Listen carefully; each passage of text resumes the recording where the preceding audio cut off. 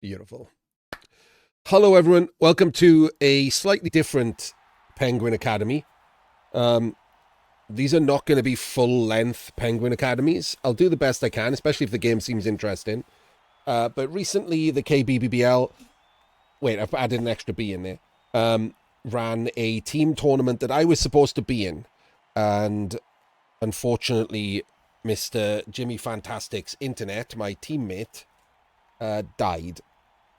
We were a little bit worried that Jim had died because we were in movie club together and he said he was going for a cup of tea and then he never came back. Like, it's kind of worrying when someone does that and then doesn't come back the entire next day as well. But thankfully it was just his internet. He didn't fall down the stairs or whatever, break a hip. So we couldn't be in there, and Kind, who was organising the tournament, had to scramble to find a replacement team for us, because this happened basically the night before the tournament. I didn't find out that Jim's internet wasn't going to be good until like 7 p.m. on Friday, and the tournament started, my time, like 2 p.m. Saturday. So it was pretty bad. And PC, our third team member, as I'll explain in a minute, it's teams of 3. Didn't find out until like 2 hours later. So it was too late for us to find a replacement player. So we just knocked it on the head and kind had to find a replacement team. So the tournament was teams of 3 using similar tabletop tiering and stuff as normal. There was no restrictions on teams or anything. You could play any of the tiers of teams. There was no point system or anything like that. Just any 3 teams you fancy. There were some extra rules that probably did lean into some players' team choices. There were extra points to try and break tiebreakers, right? So you had like, I don't know, I can't remember what the exact points was, like 10 points for a draw, 30 points for a win, that kind of thing. But there was also, you know, like 3 points if you shut them out, and 3 points if you scored a 1-turn touchdown, and 3 points if you scored more than 2 casualties, that kind of thing, to try and break tiebreakers. So I don't know the exact rules. It doesn't really matter to the Penguin Academy of it. So some teams will have been leaned into a bit more, especially like 1-turn-in teams and things like that, or high-scoring teams. So what we're going to try and do is there were 4 rounds of Swiss, Swiss within Swiss. So, you know, top table of the team played top table of the other team and things like that. I'm going to try and do like a short Penguin Academy of a few games from each round. So this is one of the games from round 1. And they are going to be either people we know or people who ended up fighting for the actual win. I'm not going to spoil it too much, but this isn't really about the results. I will tell you the results as we go along.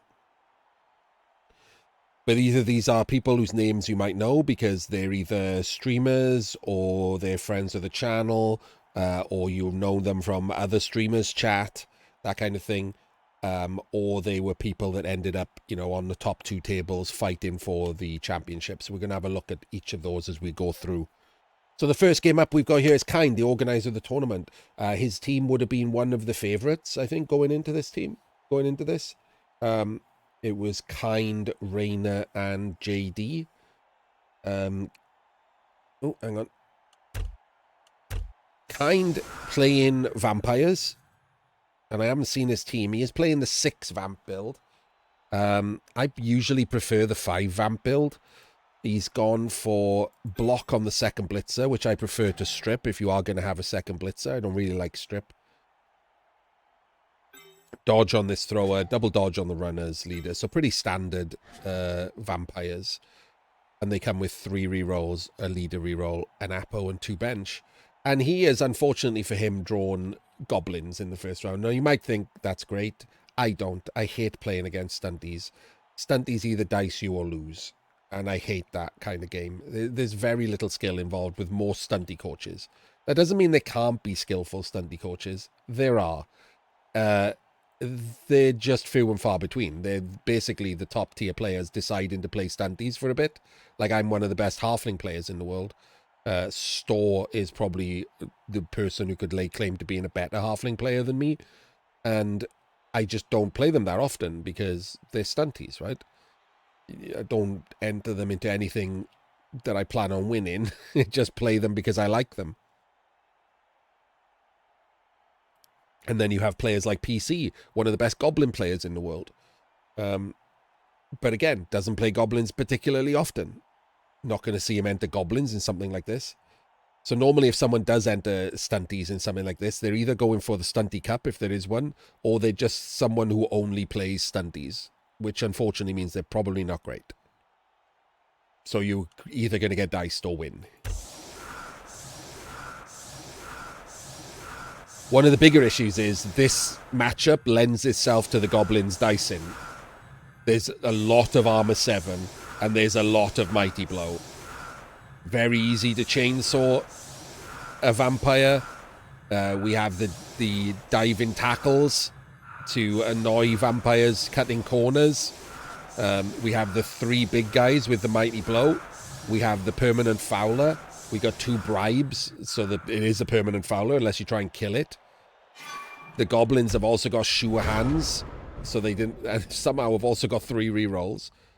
Their bomber's off the pitch, so he's not getting sent off. So yeah, this is pretty bad. This is a terrible, absolutely objectively terrible setup. It doesn't make use of the. Remember that vampires cannot hypno on a blitz. So this should obviously be there's no reason to not be an anti-blitz setup. What the hell is this setup? They just threw your goblins on the pitch in like a random location, like trying to read tea leaves or something. And I don't particularly like this either. So the problem with this, if you're playing in this kind of team, if you run half your team back, it's too easy for a team like vampires to team split you. One of these 2 rolls a 1. You don't get or the chainsaw rolls a 1 or something like that. These guys come in, split you up. 1, 2, 3, 4, 5, 6. 1, 2, 3, 4, 5, 6. You can only get to there without rushes. Suddenly you're looking at rerolls. And this is where the vampires are going to be.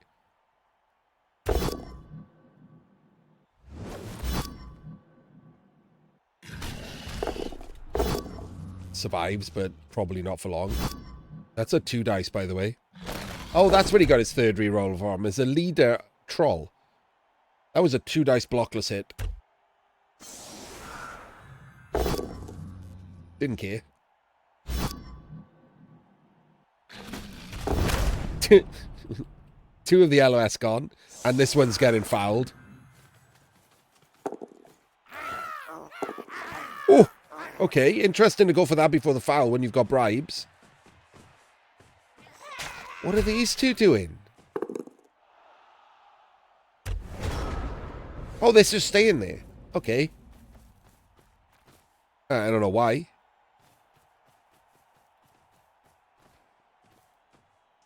So this is the right thing to do. Run players down.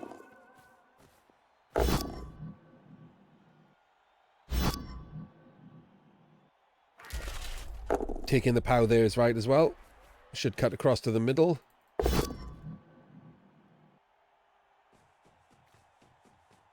That is an actual interesting decision, whether or not you bite or re-roll the bloodlust, so you can make sure you get other players up. If you remove now, any of these that roll a thing can't do anything. Does bite. Remember, he's taken two removals already.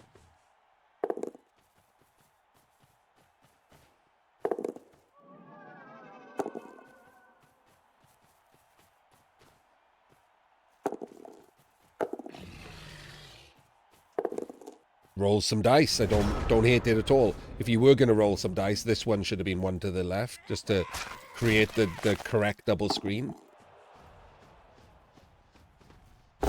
2 dice with Ripper. He does have his thinking man's trawl. Instant removal. He's already fouled, so the Apo isn't that bad.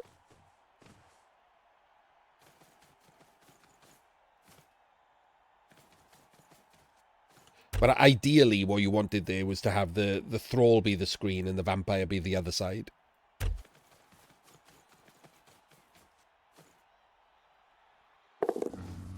That is very interesting.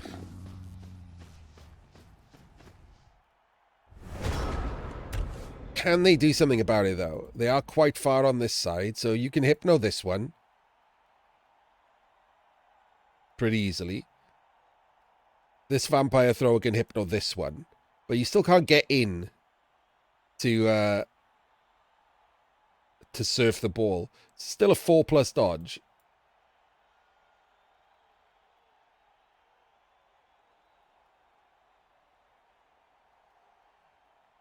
To there. So do you try and hypno him? If you move him out of the way and you hypno these two, you could use one of the... Oh, maybe not move him out of the way. Maybe put him on Ripper and the Trolls so he can bite him.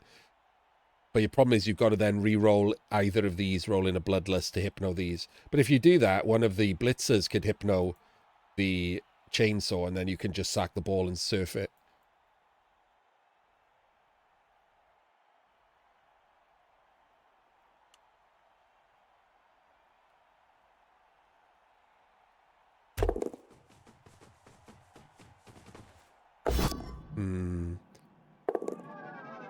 Always a problem when you start like this. Oh, when are we going for the sack with the strength 4? And we're re-rolling the Bloodlust because we haven't moved the Blitzer. Sorry, if we'd moved the Thrall, you wouldn't have had to re-roll the Bloodlust there. Get a bit from this square.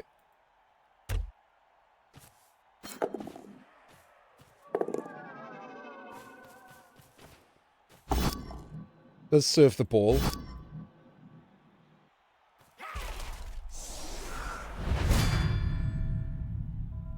Don't really know what Puppet Justice was expecting.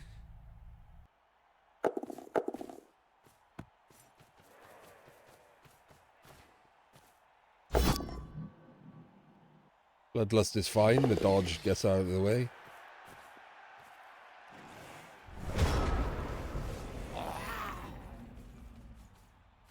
Hasn't been caught on the foul, so hasn't used a bribe. Does use his leader reroll.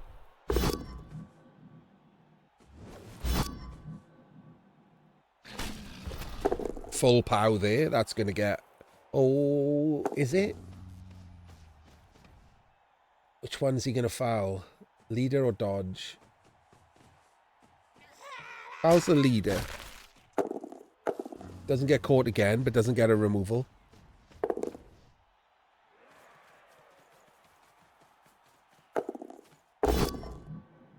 Doesn't get him.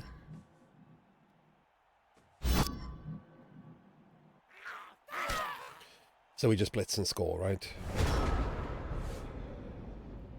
No reason to do anything else.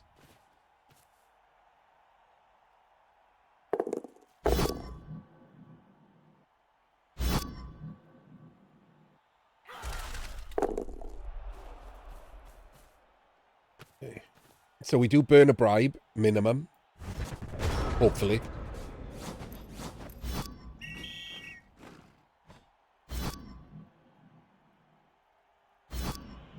Ooh, we've burnt both bribes. Lovely. Very nice. Doesn't get the KO back, but he's still got 11.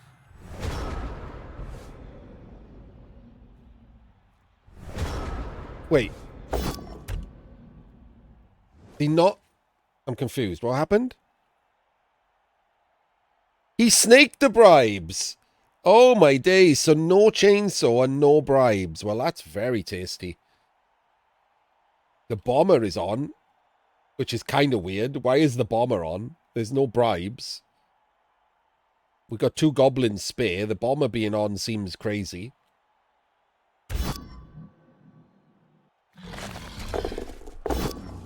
Again with this 2... I don't really like this 2 dice block thing.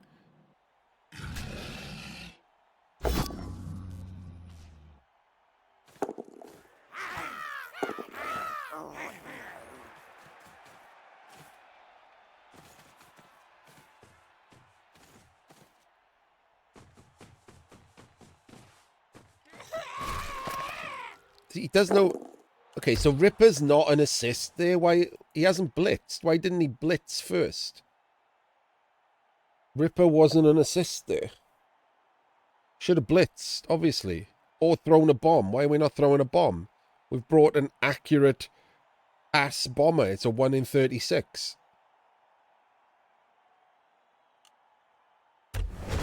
Very confusing play there, that turn. Didn't blitz at all.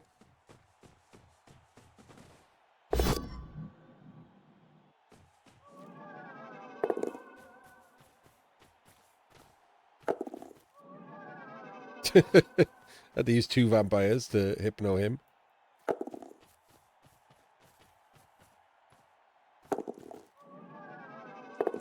I'm not really certain what the plan is here.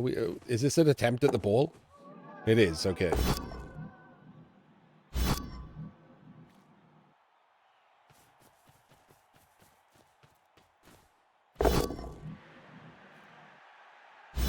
She's using all of the vampires, though.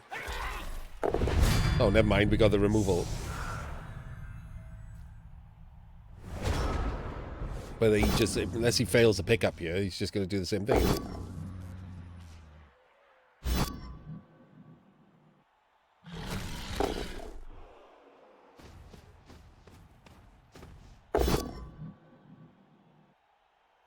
Full power with Ripper. Says goodbye to that vampire.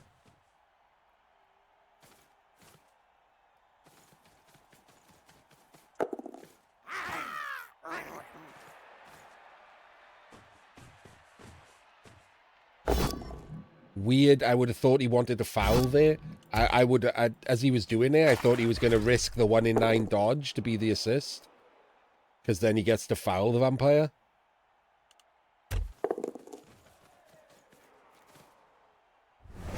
It's ended up not in a bad position here, to be fair.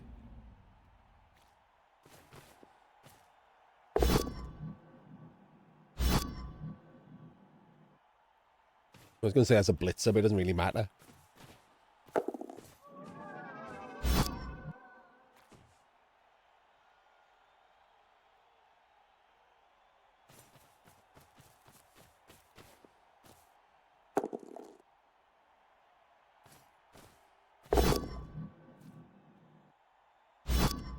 Not choosing to use his last reroll on any of this. Hasn't moved any of these players. I would probably have wanted to hypno him anyway, regardless, right? So I would probably have moved him first and hypnoed this player and then moved a thrower around. You could even have risked the attempting to hypno the ball to get rid of the dodge.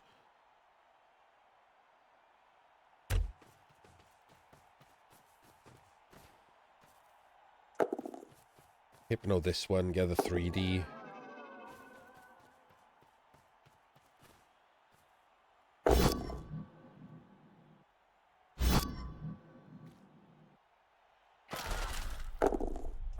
Armor break on any of these guys. See, we were going to do this anyway. Could have done this anyway.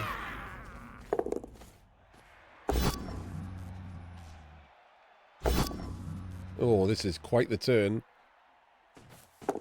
Classic goblins being rubbish.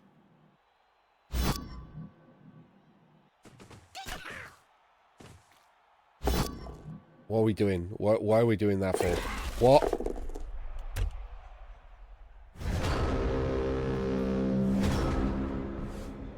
Why was that the blitz? Surely the blitz is Ripper on the... Wasn't that 3 dice? 6, 7, 8, 9? That was 3 dice on this with Ripper. Why are we doing anything else? Why are we blitzing the thrall?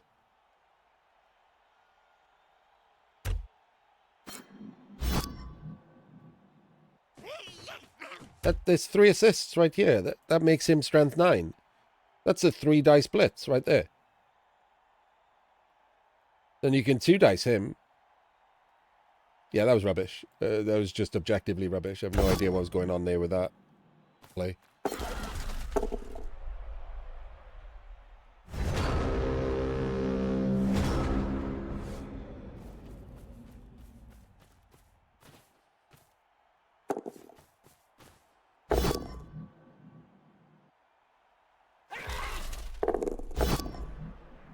Don't catch that. Oh, well, you can catch that. That's fine.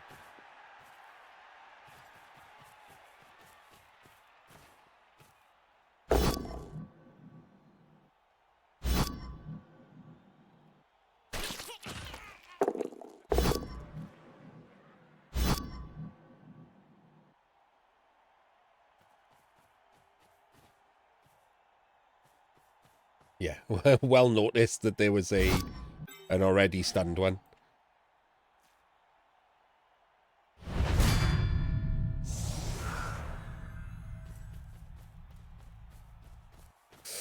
Facing Ripper is a choice.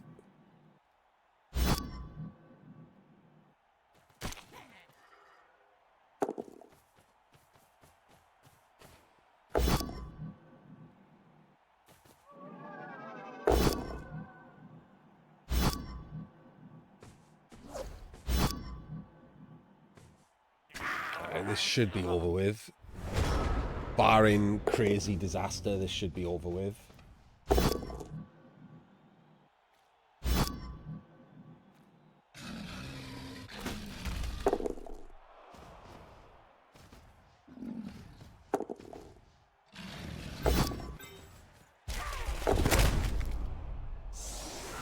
Yeah, it's gone worse.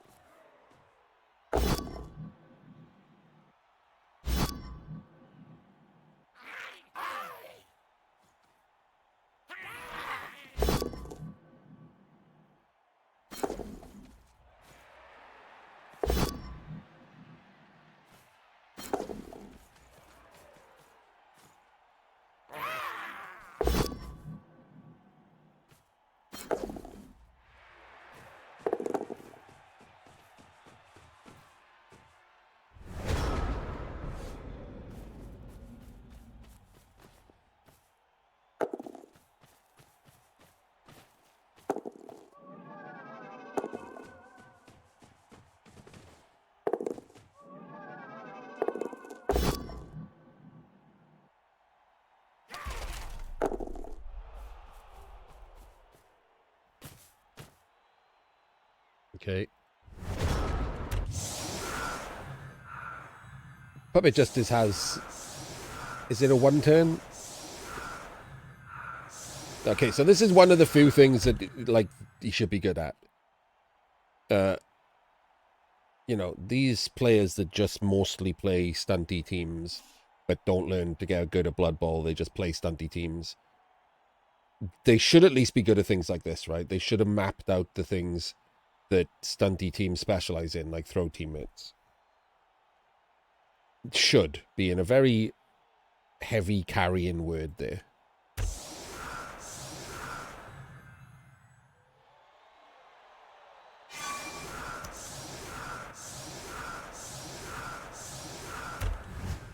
That's weird. He had a quick snap.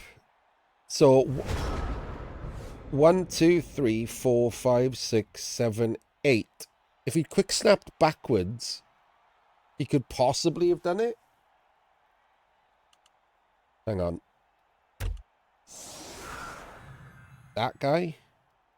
I don't know why he didn't quick snap anyone backwards. It's still possible to score by throwing from this line. I guess it's hard to chain him back even further, but you didn't know where the kick was going to go. Right, so imagine this kick goes top left. 1, 2, 3, 4, 5, 6, 7, 8, handoff. So you need someone in this square. Yeah, that is difficult. You can use him, but it's very hard to get, because he's got Ripper off the line as well. Why is Ripper off the line? I just realized that. With Ripper on the line, you could possibly do some kind of chain play to push your own goblin backwards again, but I guess it's kind of hard. We'll forgive him for that one. When you're 2-0 down, to try and work out how to do that is probably not worth it. He's probably already given up in his head, right?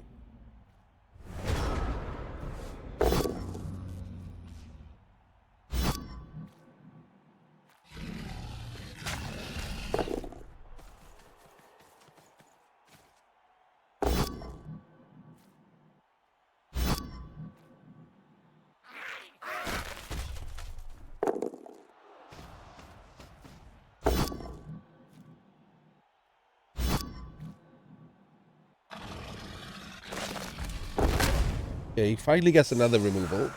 There is going to be another gang file with the DP, but remember there's no bribes in place.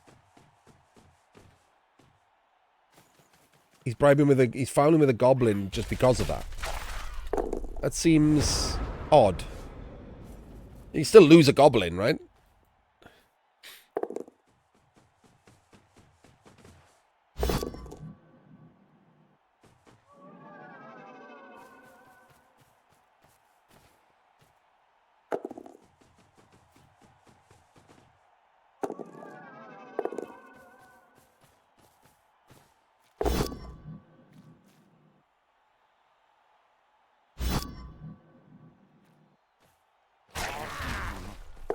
Not dead. Alright, so it's the second half. As I said, we're not doing full ones. This is basically over. We'll, the vampires need to bang in a 2-turn. Which is... Okay, they get blitzed on.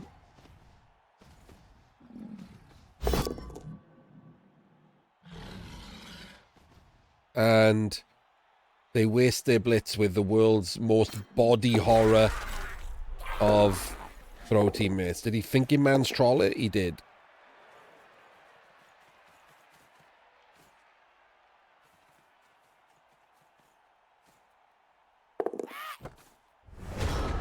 Okay. I mean, the problem here is he just takes the ball back off him and carries on with the same play. Oh, maybe not.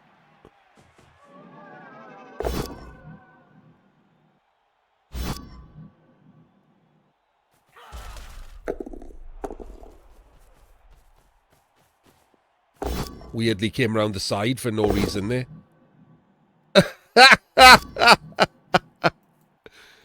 Pretty amazing.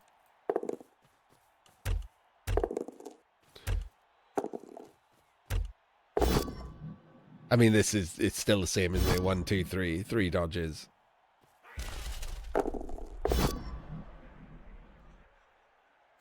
Is he going to try and fill the meat cube? He is. Okay, so 1, 2, 3, 4, 5, 6, 7. So, same 3 dodges, but also a rush.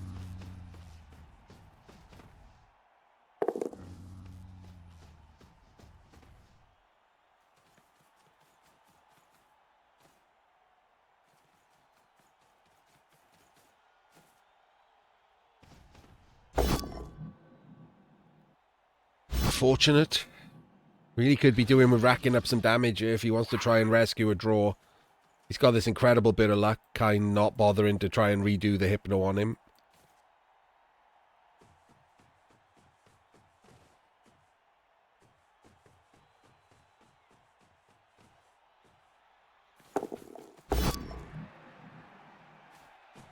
Doesn't 1 in 9. Bangs it in. I just needs to do that again now. Full comedy gold. A little bit more difficult because the bomber's gone now.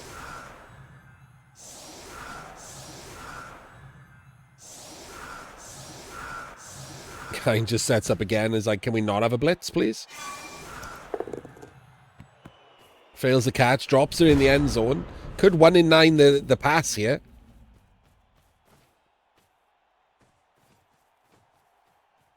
Probably should do the rushes. Not to 1 in 9.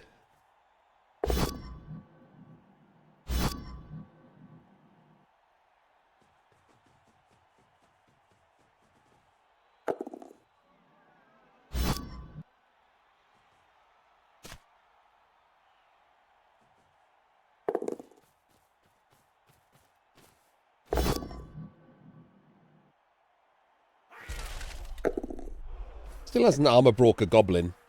Just quietly.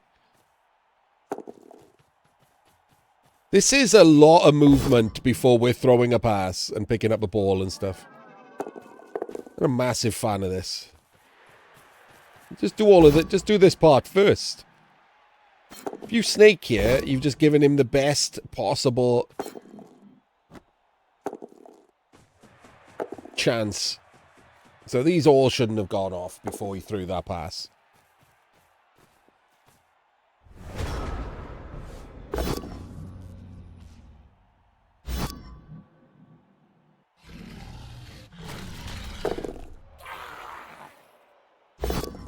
Very hard to get people to care about failure states. This is the ball.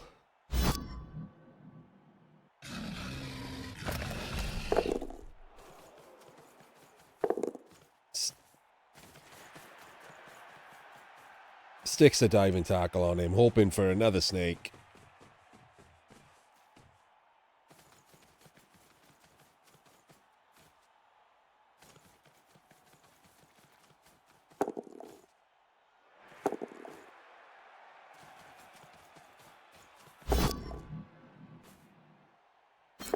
All in. I mean, he knows the score. If this goes in, he's almost certainly lost.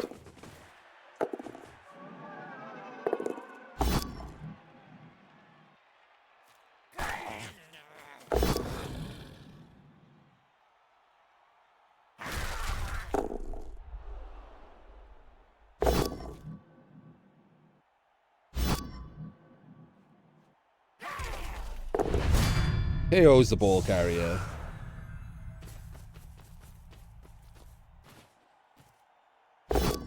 Oh, okay.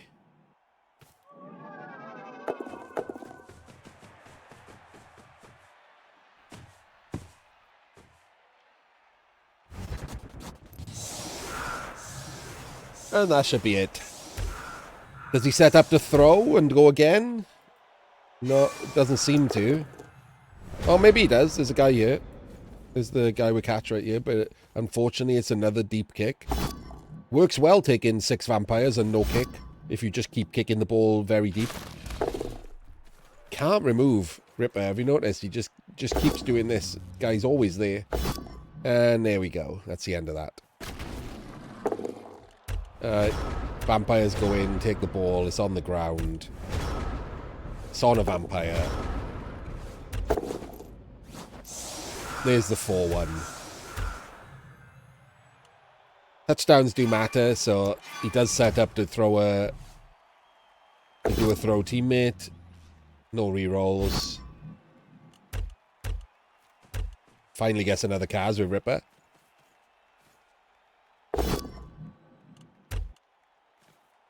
You'll notice, by the way, the thing that just cost him was the 2 dice. The 2 dice with the troll that I've been banging on about since turn 1. 1 in 9s again. Kind doesn't go for the 4. Doesn't go for the 5th by the look of it. Could have done. Just doesn't. I guess he kind of has with this guy. No rerolls himself, though. No rerolls and no thralls. Doesn't make the rush. I'm not certain the rush was worth it when you've got pass built in, but...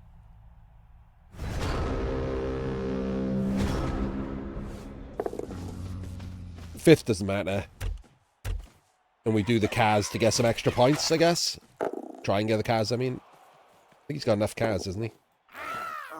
Don't know what the deal is with the Kaz points. There we go. Pretty much expected result. The goblins didn't dice the vampires, so the vampires won. What's next in round 1? We have Runbad and his rats versus Ichigokuto and his rats. Ooh, seemingly a different TVs. Not certain what's going on there.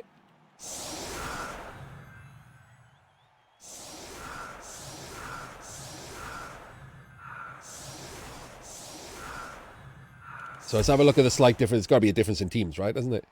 So we both got a Juggernaut Roger. Wait, who won the toss? That's a good one. Fleabags won the toss. So Runbad won the toss and decided to kick.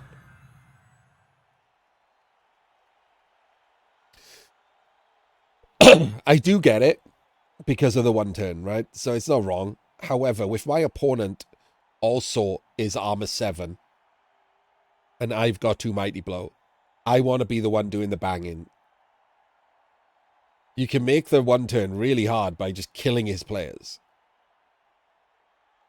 So I don't hate if you just receive here and just start banging.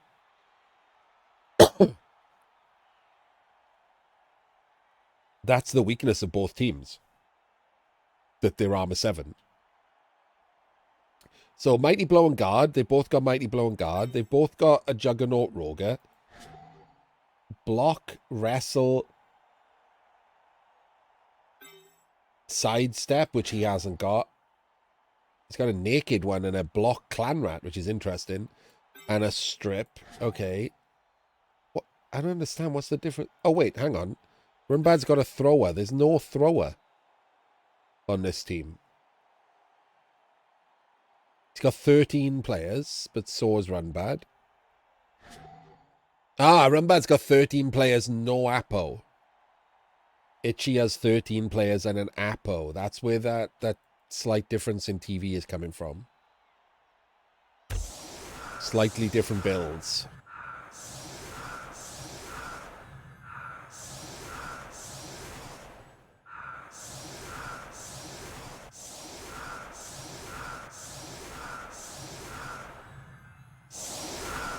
Okay, so I will say straight away, I don't like doing an offset LOS if you just do a standard rule of 5. It's kind of useless to me. If I'm going to do that, I would rather these 3 be separated instead. If you're going to do basic rule of 5, I'd rather separate these, because then they don't all get stuck on the Roger's tail.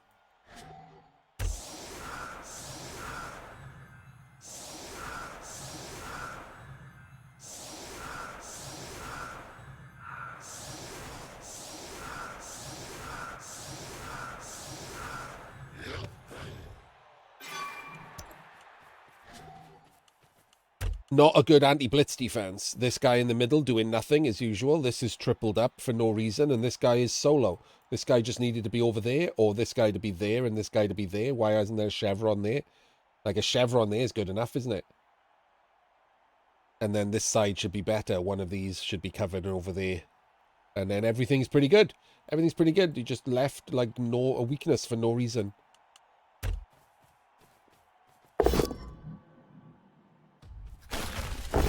And get cased immediately. 0 turns with 11 men, the old classic.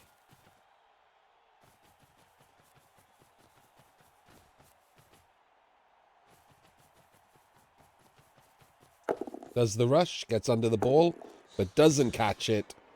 So, just need to move him.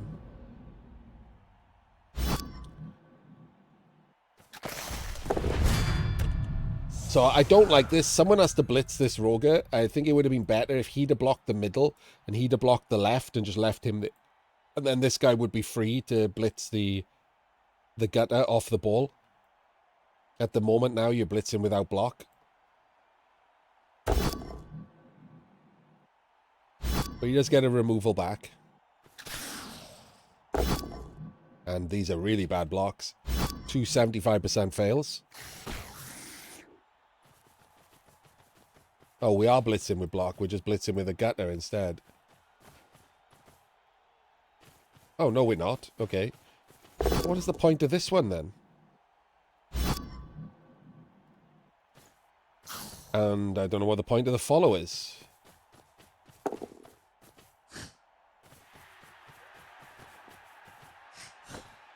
Extra D6.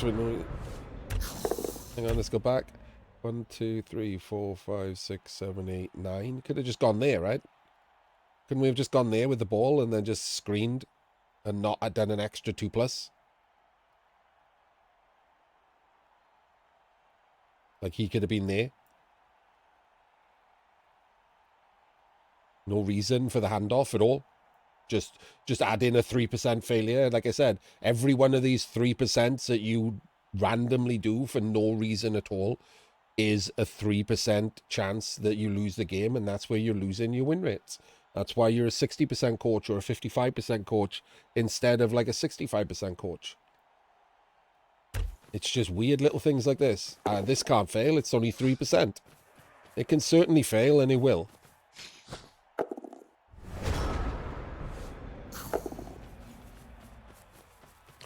So he's just going to go in for the 4+1 dice with wrestle, yeah?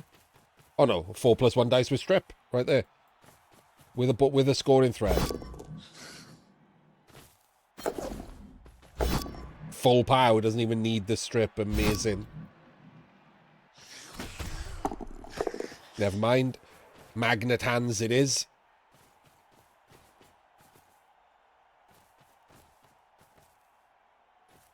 Could have based him, by the way. What did he roll? Oh, he rolled a 6. It wouldn't have mattered. But he could have based him, couldn't he? He had players and stuff. He could have based him to make that scatter catch. To make the scatter catch more difficult. Look, we got players up here doing nothing. Why isn't one of them on him? That scatter catch is only a 4+. Yeah, he rolled a 6, but it's a 4+. Wait, it's a 3+. It's a 3+ with no tackle zones on him. Stick a tackle zone on him. What does it matter? Stick 2 tackle zones on him. Make it a 4. Make it harder. Make it a 5. He's not going to catch it, is he? That's where you're pushing him there. If you get the power, you're pushing him there. If you get the strip, you're pushing him there. Because you don't want it on the rogue's tail. So you know it's going to be a possibility of landing on this gutter. Stick a tackle zone on it. Absolutely silly to just stand there and just work out what happens and then go, oh, he scatter caught it. Who could have possibly foreseen that? Everyone who's ever played Rats.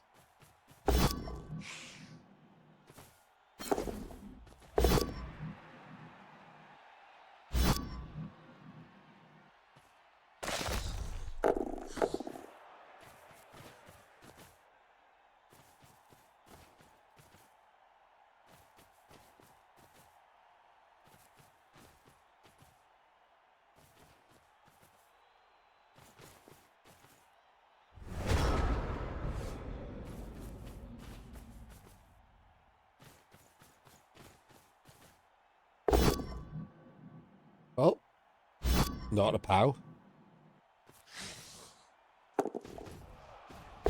Dodging the ball, always a disaster when you could have free and cleared. When you can clear the ball, dodging the ball is not the way.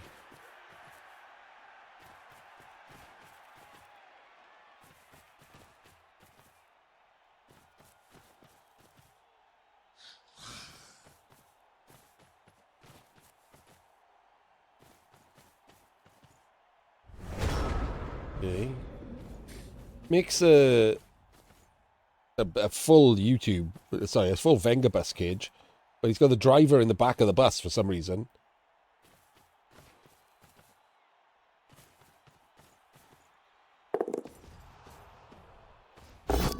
Like the ball is in the front of the bus, which is now going to get based by a Roger, when the ball should be in the back of the bus.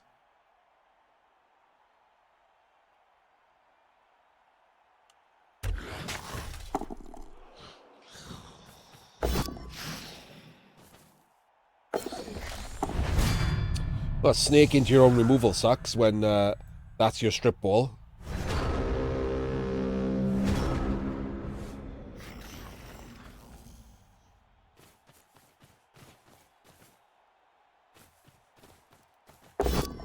Nice chain. Pushes the tail off the ball. I mean, it's basic, but it's nice that he noticed it and just did that instead.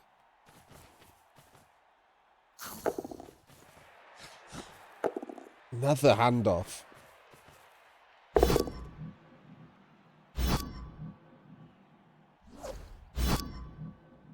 Why are you following?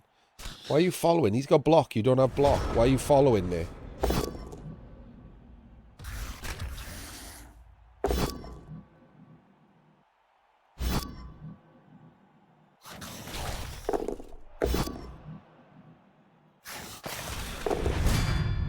Wait, did Runbad just eat that? Is he just giving up and... That's a very weird eat of a Dub Skulls.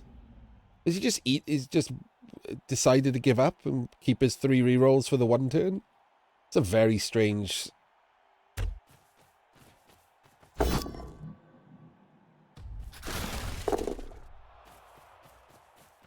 Very strange choice.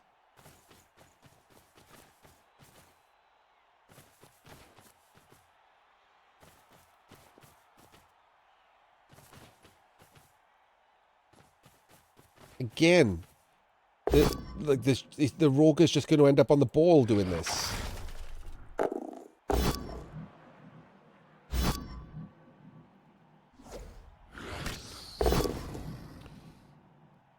Bad news brown for this guy. Nope, never mind. 1 in 9.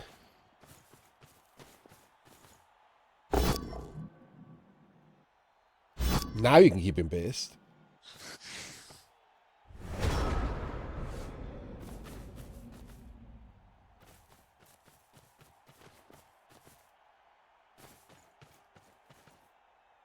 Runbad feeding his Roga is Mighty Blow. He was. Why are we blitzing that guy? And this very much feels like Runbad's given up the score. We're not putting the tail on the ball. We're blitzing the Mighty Blow, trying for just damage. This has just turned into like Banger Bowl, which is, you know, you're giving up the score against rats if you do that.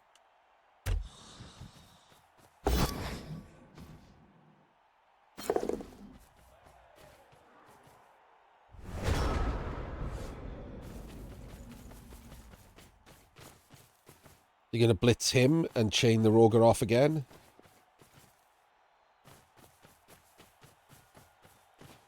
Oh, nope, he's blitzing him.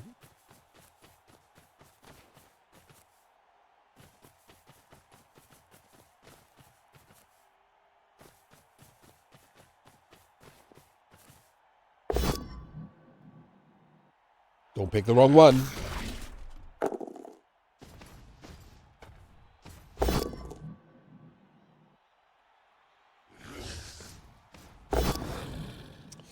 Problem with pushing him that way and ending up there, well, I mean, other than casing him, you can't do this red. When I said you can't do this red dice, the reason you can't do that red dice is because you push your Roger onto his Roger. If you just blocked away, you could do the red dice. Oddly, the skull, which you should have just eaten in the first place, is better for you than putting your Roger on his Roger. Other way around, you know what I mean?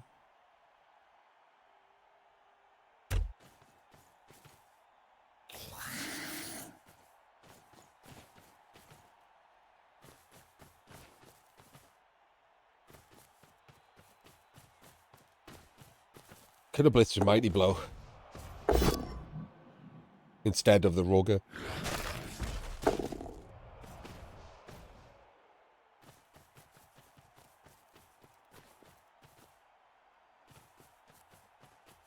It's turn 5. This doesn't really do anything, does it? It's just gonna go back the other way.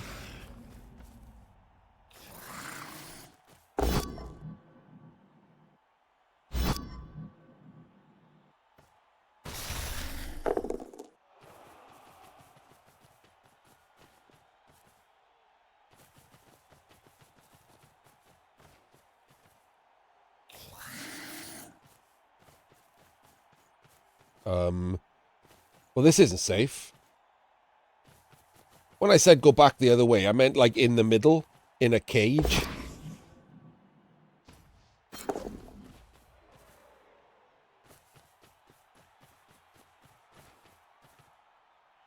We know that's not safe, right? Okay, we're doing rushes. Okay, it's become slightly more safe. Still not entirely safe, is it? 1, 2, 3, 4, 5, 6, 7, 8, 9, 10, 11. Base, 2 dice. It's not really safe. It could be safer than this, but the dodging from tail double rush play was pretty shit.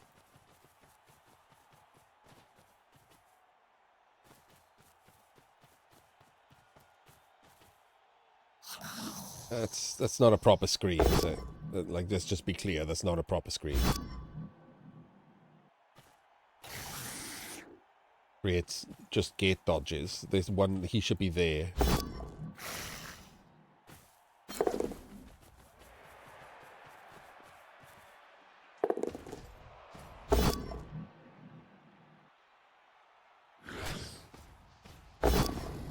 Not as good as rolling pows as Ichi's Roger.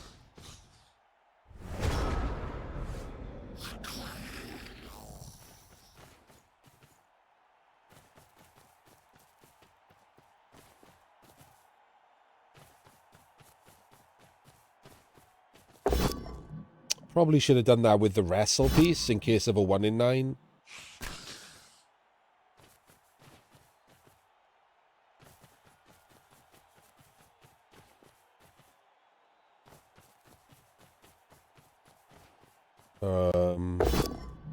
Well, that's about as unsafe as humanly possible. There's quite the unsafe football we've got going on there.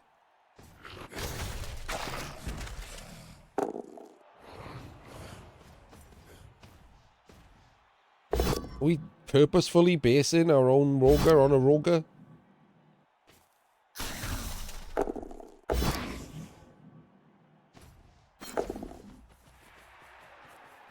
Okay, that's a gate dodge. You've done the same thing again, so this actually doesn't screen against him at all because you've created a gate dodge. Just 1 back would be better.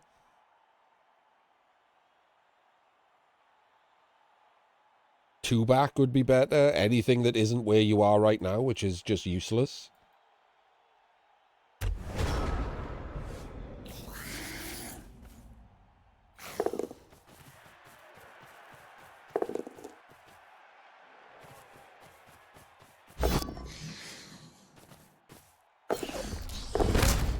I take it back. Top quality Blood Bowling.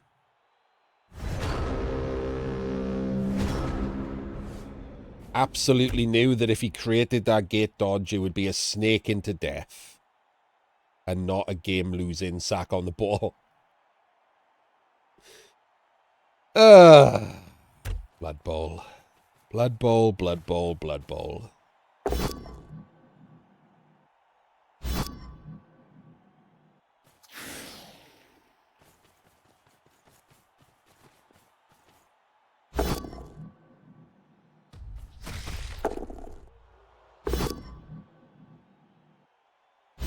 Don't know, is this a blitz? Why is this a blitz? Oh my days, no! What are you doing, man? Again, that has block. This has wrestle. If that's a 1 in 9, you have to dodge. We just saw what can happen if you dodge. Hit with the goddamn wrestle. Come on. Even I'm getting annoyed at this now, and I'm trying to be nice to, like, the level of play, but that is egregious.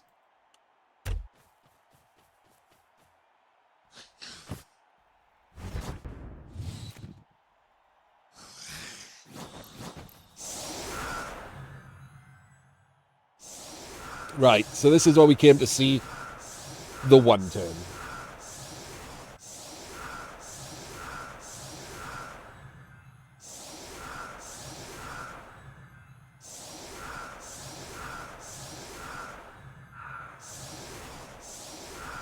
Come on then, Runbad. Show us... Okay, admittedly, he's only got 9 rats.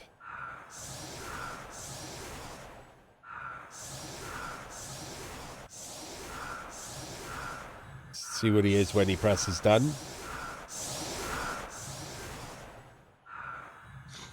Okay. Right. So what are we doing here? So, 3 dice. 3 dice. Second one gets the push. So he goes there. Why is this a gutter runner? Oh, so you can go round. Okay. So he will end up there. The ball will end up there. The thing will end up there. And so he needs to block again. So he will block into this guy. Into the mighty blow. These both need to be filled by these two.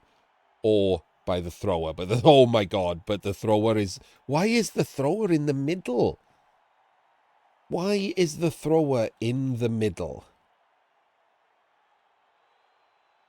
He's movement 7. You have to know the biggest... If the ball lands up here or up here, you can pick it up with the gutter and hand it off.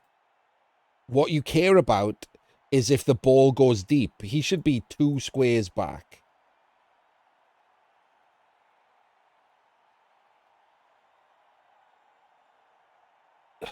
Just made this throw pointlessly more difficult.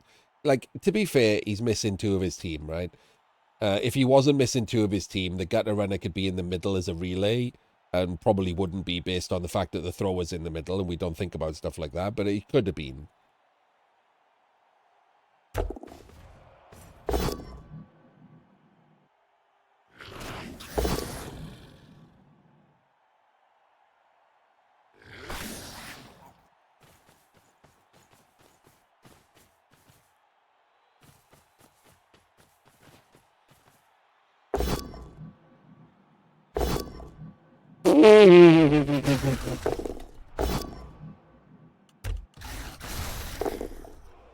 Oh my days, a 1 in 81. Doesn't even get to try the very long pass.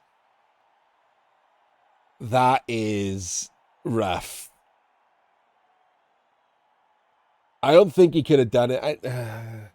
He could have done it with just the Roger. If we go back and look, like, even on this, but the problem is that it ends up with the dodges being more difficult.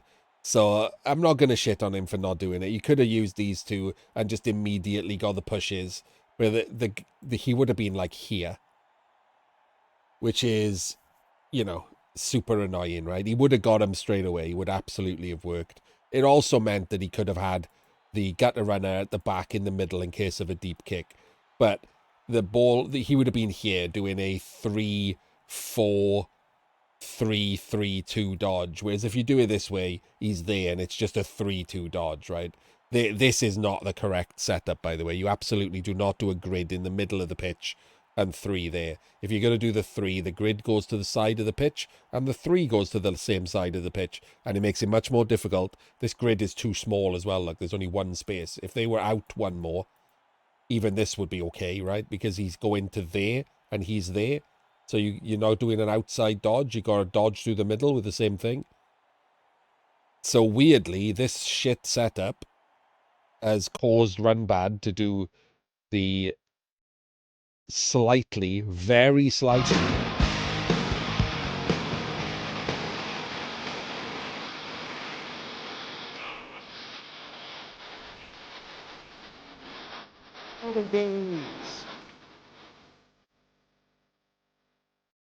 Hello, Houndot. Hello, people who are watching Houndot. We are covering the Kibble Team Tournament. The very slightly worse one turn, because it adds an extra push. And as we saw, what happens? Sometimes that extra push fails. Very unlucky to roll a 1 in 81, obviously. But wouldn't have done it this way, probably, if he'd set up properly. So very weird set of circumstances that has led to Runbad not getting his one turn.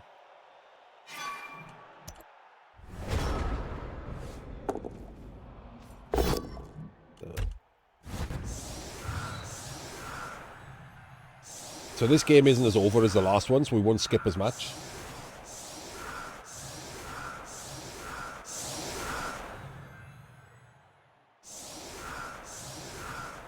Pretty bad. Doesn't get his KOs back again. That's pretty bad.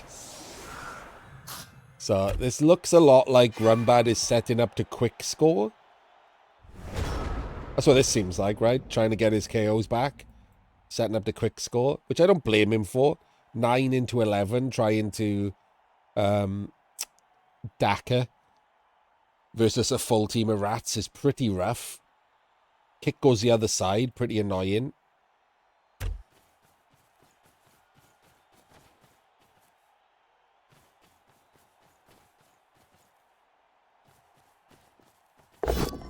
Already going to be an 11% failure state. 1, 2, 3, 4, 5, 6, 7. 2 plus pass, 2 plus catch.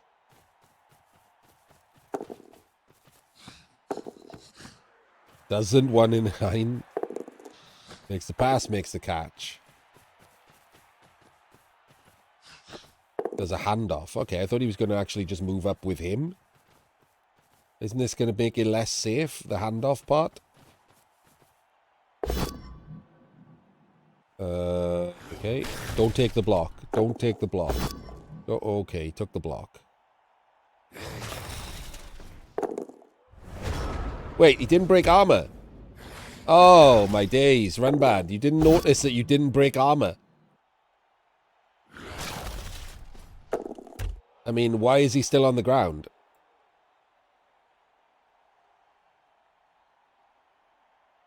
Can he get around the back with the gutters? 3, 4, 5, 6, 7, 8, 9, 10, 11. He kind of can, you know. I guess it's hard to get 2 dice on him. He should have stood him up, right? At very least, stood him up. I think he just didn't notice he didn't break armor on him. Because you don't, if you can get 2 dice on this Roger and get him out of the way, you can go around the back. But also you can just easily, like, properly screen here, right? Just blitz him and just full grid screen across the pitch, which involves 1 in 9 dodges then. There's not really a lot you can do about it.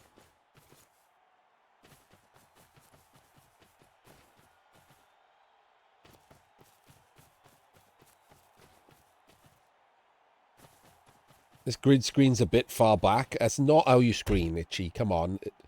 People. We've now, well, we're not even in 2nd season anymore. So 2nd season introduced jumping. We are now in 3rd season. A whole season has passed. 5 years of Blood Bowl has passed. You do not column anymore. You grid. You leave a gap. Because otherwise you can pow the first guy and jump over him.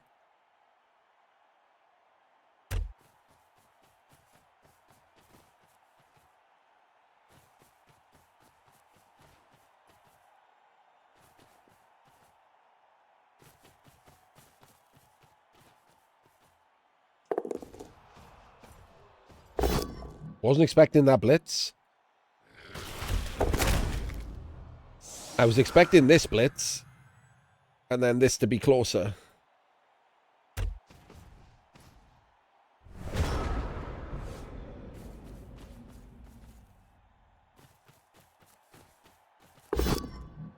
And then quad skulls.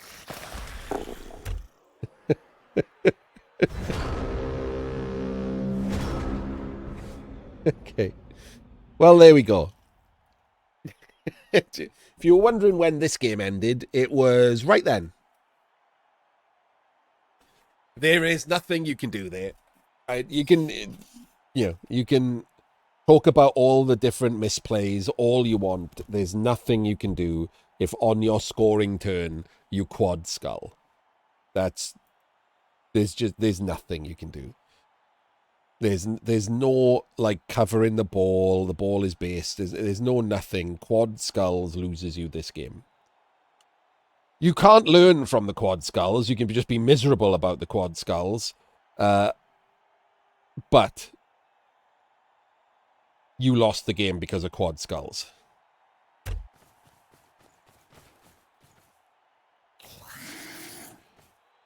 Okay. You know how you should also lose the game? Not making that a 3 dice block. That is basically unforgivable. And again, similar to the last game, rush of blood to the peen, immediate dopamine flares throughout the brain, makes you an immediate moron, and you just forget everything you know about Blood Bowl and just pile in and 2 dice block instead of 3 dice block. Happens to everyone, including some of the best players in the world. You still, however, need to not do that. If you ever find yourself in a position where it looks like you've won the game, honestly, stop doing everything you're doing. Hold your hand out in front of you. If it's shaking, you want to wait 30 seconds before playing your turn. Otherwise, you're going to do something really, really stupid. Like 2 dice block.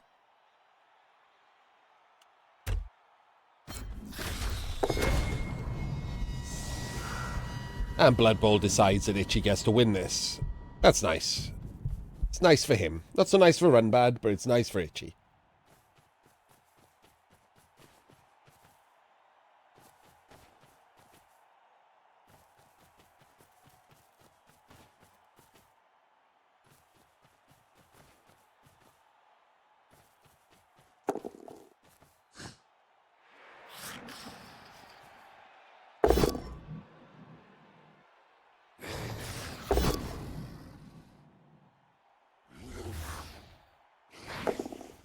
we can skip. This is a win now for Ichi. There's no strip ball. There's no way to get at the ball. Oh, I say that. I take that back. Who's just full powered that goddamn... Wait, oh, the strip ball is back. He was only KO'd. My bad. The strip ball is back.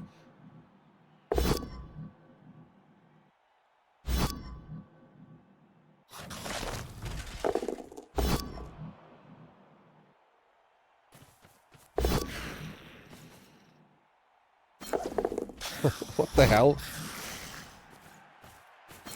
Oh, he's trying to strip ball into the crowd. I was like, why is he gone in this weird-ass way? He's trying to strip ball into the crowd because otherwise there's no point. If he strips balls into the crowd and it goes over here, this guy could possibly get it and be safe. So I get it. I kind of understand it.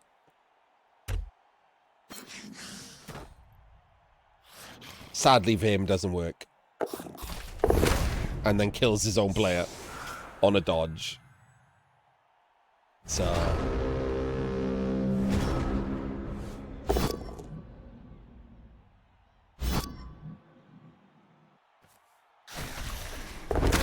Oh, Jesus Christ. Well, okay. I mean, he also gets a bunch of points for Kaz, at least.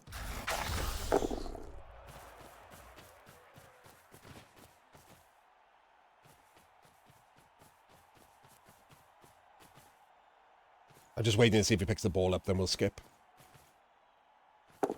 He does.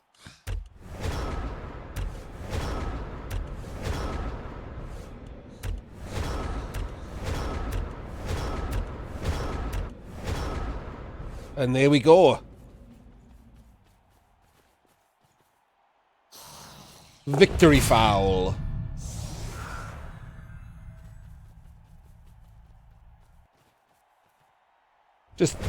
Just the 8 Kaz. And 2 deaths.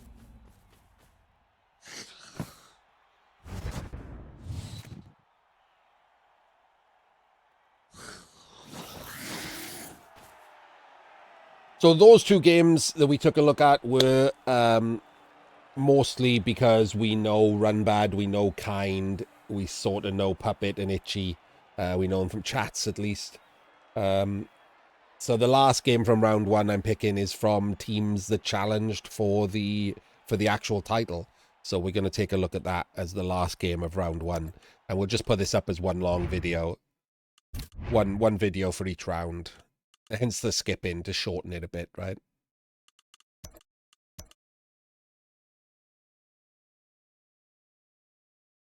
So we have Flute the Cat versus Ajax the Riot. The Cat versus the Riot.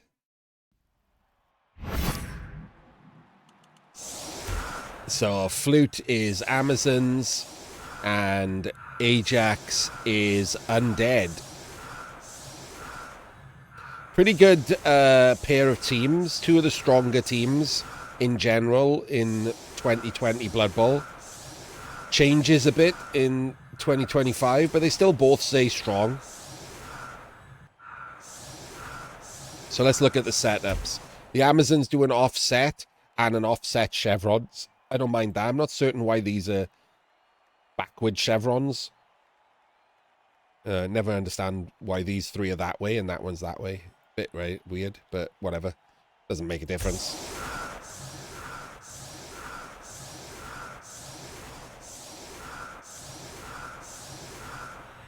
I'm going to put this on. No, I don't need it on the Undead. There we go. I'm going to put it on for the Zons so you can see the big girls and the piranhas.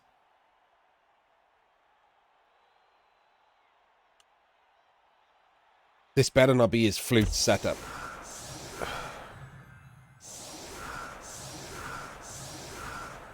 Okay. Well, that's pretty bad, isn't it? Unnecessarily weak. We don't need the players on the LOS for the blocks. So we put in 5 players on the LOS for blocks we don't need 5 players for. There's not even a coverage on this side. Awful setup. And this guy can just be immediately blocked out of the way if the ball happens to be here on a blitz. So yeah, pretty bad. The ball here. And even on a deep kick like this, on a blitz, you can blitz the ghoul here and have players down. So this pickup is then super important. And obviously, zombies and mummies very, very slow. They're on the LOS anyway. They're not going to be able to get back. So yeah, really don't like that at all.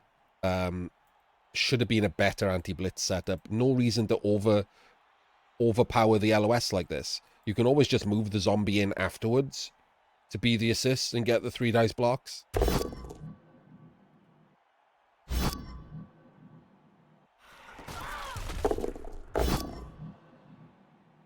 These are 1 in 27s too. It's not like they're nothing, right? They're 1 in 27s and they're still not covered. Like, because the setup is bad. If the setup was good, both of them gets 40% POWs. And a removal. That's a good LOS. Oh, I don't like this. Why are we blitzing a wrestler? I get that it's a piranha and you've got tackle, but if you 1 in 9, you go down. And therefore block doesn't help you. Just blitz the soft targets. There's 2 of them right there. Blitz the soft target.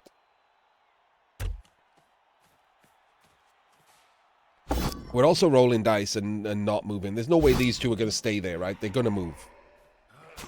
I suspect very strongly this guy's just going to take a step to the left and leave this as a screen.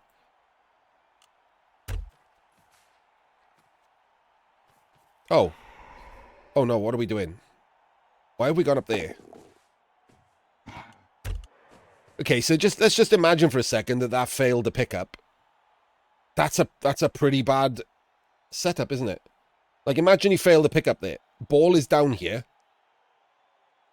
There's a completely lone zombie stopping 1, 2, 3, 4, 5, because obviously you could just blitz with the strength 4. So 1, 2, 3, 4 coming through the middle here. That's pretty rubbish, isn't it? 4 Amazons in the backfield with the ball on the ground.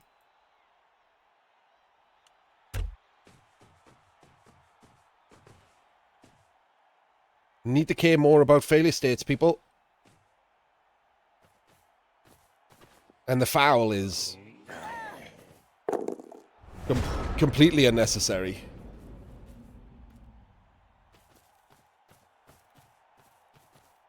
Things never fail, yeah. Why? We just saw Runbad fail dismally at everything. But things never fail.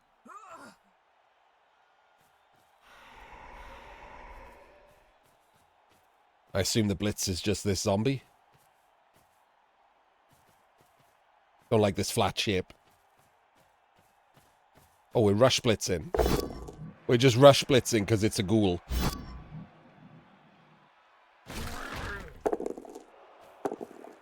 And rushing away. Okay. Again. You got 3 rerolls. You have to reroll those because it's a big guy. A big girl, even. Well, why? Why are we doing that? Just blitz the zombie, man. I get it. But there's more chance. I don't know if there is more chance. I'd have to work it out. Hang on. Let me have a chance. Let me have a quick nose. What is the chance of removal on both of those players? So a 2 dice block with 3 successes on the zombie.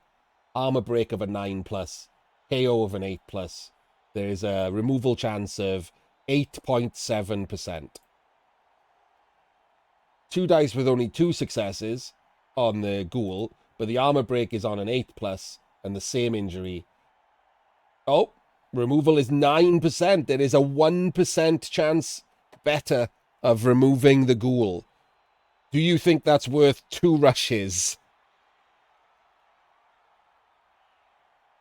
That you have to reroll.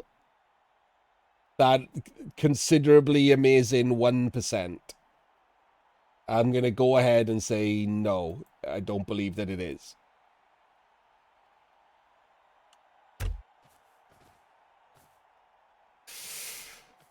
Depends. Are you re-rolling the rushes, Prank? Because obviously you only fail if you're re-rolling the rushes on a 1 in 36, so it starts at 3%.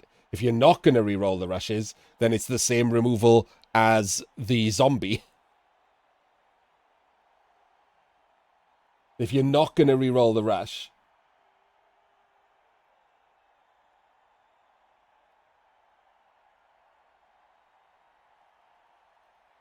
then you fail on 16%. And you remove yourself on 2%.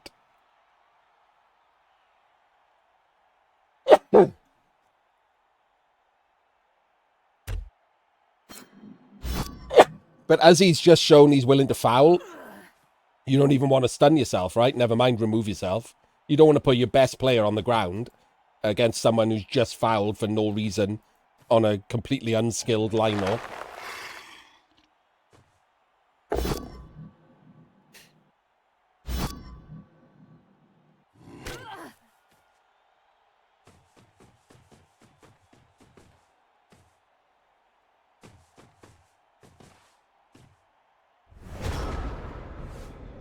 Where's this zombie there? It's such a weird place to put that zombie. How's the ghoul again?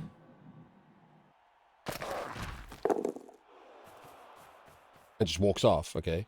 We're going to put a zombie on it? No. Why do we keep powering the ghoul and then just leaving it? It just stands back up and goes back where it was.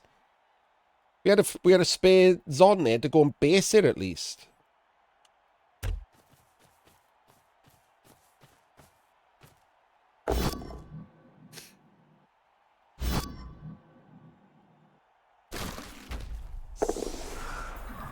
Great removal there for the Amazons. Gets rid of the guard. The one thing I will say when playing against Amazons in 2020, obviously for those of you who are now on tabletop, it still counts, by the way, what I'm about to say. Amazons are a bash team. Like, I don't understand how many people I've had to explain that to. Amazons are a bash team. They play like a bash team. You should play against them like they're a bash team. It doesn't matter that they're Armor 7. Norse are Armor 7. No one mistakes them for not being a bash team. I don't know if it's like inherent sexism or something, but Amazons are 100% a bash team. They play very similar to dwarves.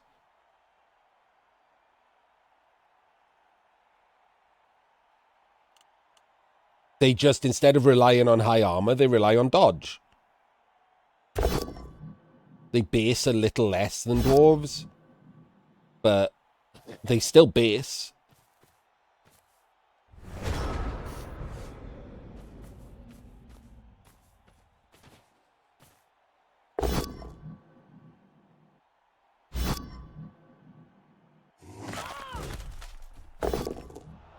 Well, gets another removal back, keeps him ahead in the removal game.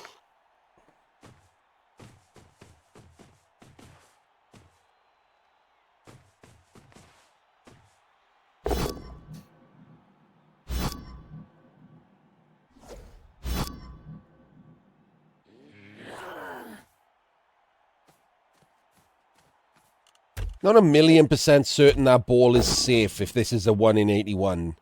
You have to reroll a 1 in 9.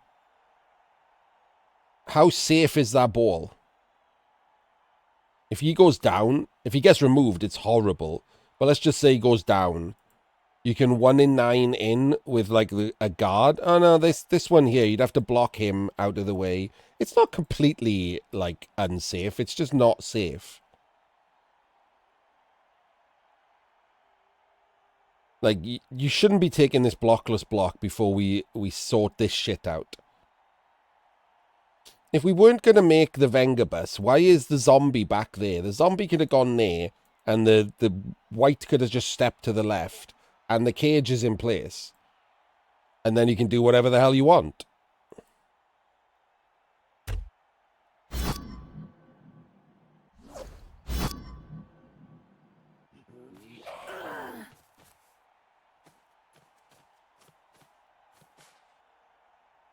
Why is this zombie here? Right. So this is just a case of, oh, dear God, what's happening here? Of people just not planning their turns out, right? That's what's happened there. The zombie's gone here, and then halfway through the turn, we've decided to move the cage. So the zombie is now utterly and completely out of where he's supposed to be. He could have been useful somewhere, and instead he's just standing in no man's land as we've walked off from him, because we didn't plan that turn out in advance. If you've got the ball the thing at the start of the turn that should be completely and utterly at the top of your thinking list is, where's the ball going? Where's this ball going at the end of this turn? Where's the ball going to be? If you don't know that, stop. Don't do anything until you know that. Don't roll dice and then decide it. Stop. Stop doing everything you're doing and decide where the hell the ball's going. Sometimes your answer will be, okay, if this is a POW, the ball's going there. If it's not a POW, the ball's going here. And as long as the ball is safe, that's totally fine. Then you take that block, and as soon as you now know the answer, then you move the ball, and everyone is going to move, then you roll other dice. Sometimes that's fine. This wasn't one of those times.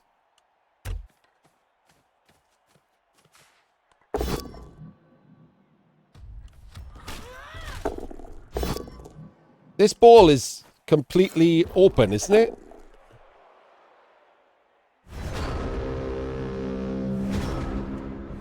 How is this ball not getting sacked right now? It's just a 1 in 9 dodge to hit the ball with wrestle.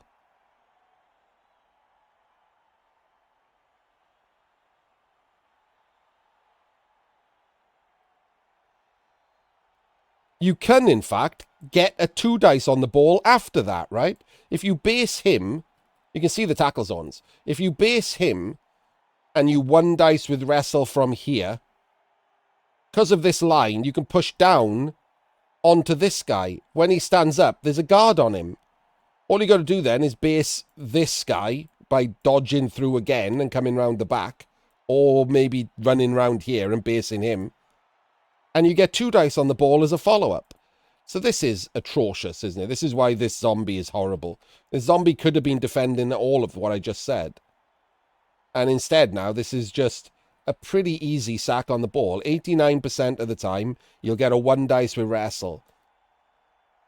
And then, even if you get a push, you get a 2 dice on top of that. That's real bad.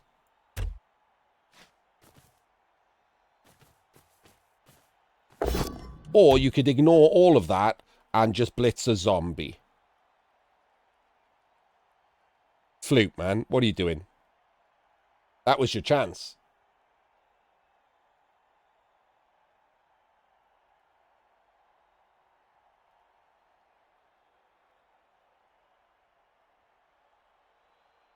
That was the win right there. You can win the game right there.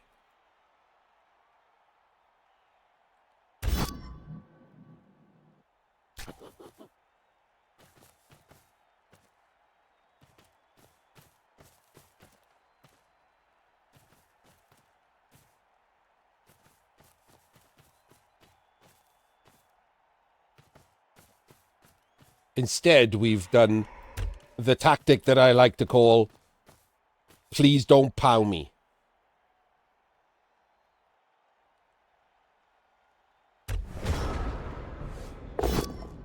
Oops, we've POW'd her.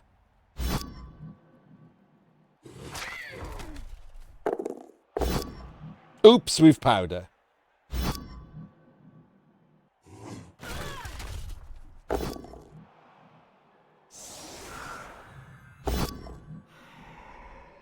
Not a POW, but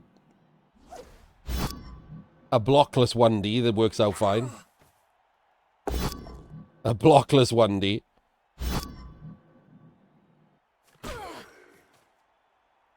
And a dodge. Oops, we've POW'd her.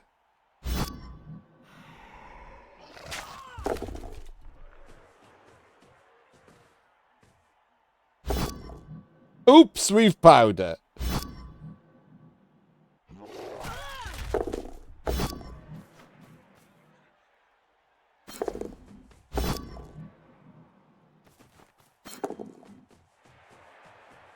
Why isn't that 1 to the left? Why isn't that 1 to the left? Like, do we not see these? Why is that not 1 to the left? It, like, it's like 3 Amazons right there.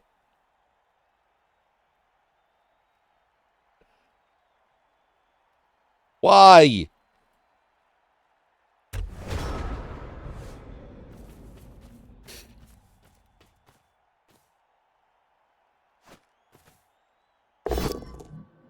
Oh, okay. Look, I get it, but I don't get it. That's a 3+ dodge to put guard on the ball, and then another 3+ dodge to 2 dice it with wrestle, leaving this piranha free to come afterwards, leaving this piranha free to come afterwards, leaving this player free to come afterwards. I get it. You've only got 2 rerolls, but they're 3+ dodges. Now, how are you going? I guess you could dodge with him, which is still a 3+ dodge, right? To be the assist, and then blitz from above instead of from below. Blitzing from below is obviously better.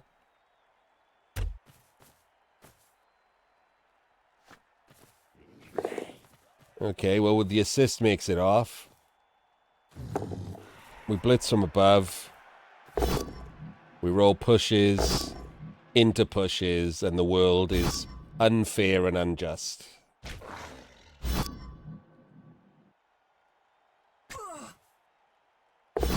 Why did we do that? Just follow. Just follow.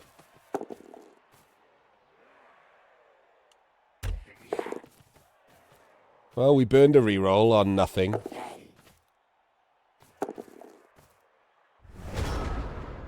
This would all be super interesting if it was turn 7. But it's turn 5. So it doesn't really do anything at all.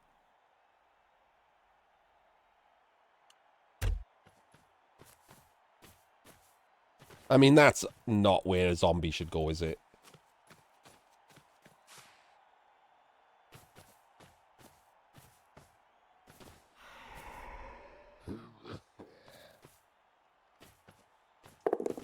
Okay.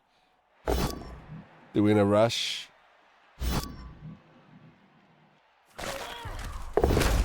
Well, there's the Apo.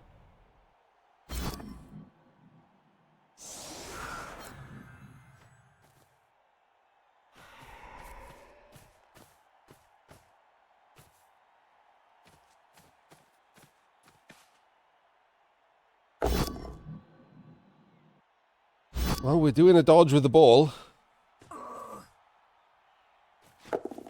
Doesn't 1 in 9. And doesn't 1 in 9.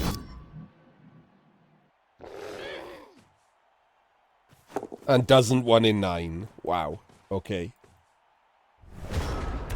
Well, that wasn't obnoxious, but we do still have this here. We can also red dice this mummy out of the way. So that if we take the block here with the assist, we can get 2 dice on the ball with the strength 4. Because we can just get rid of the thing. Because this is, I guess this is just the problem with this. If you go there, if you get the block, even on pushes, you go there. This is still 2 dice on the ball then, isn't it? So I guess we don't need to red dice the mummy. We can just do that instead. You go there, take this block, and then 2 dice the mummy. 2 dice the ghoul from this angle. That's better.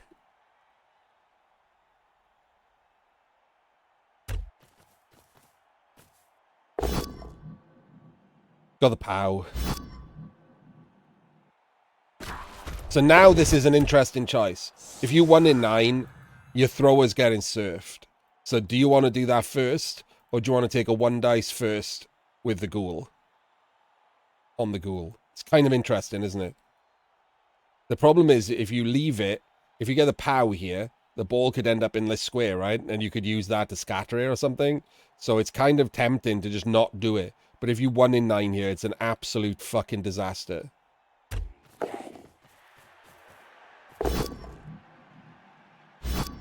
No reroll. Okay.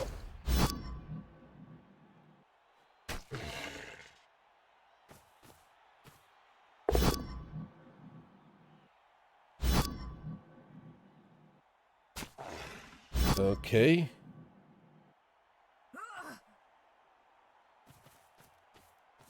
What are we doing?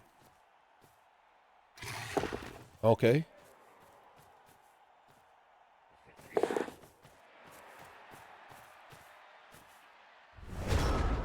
Okay. I don't know why we based the mummy there.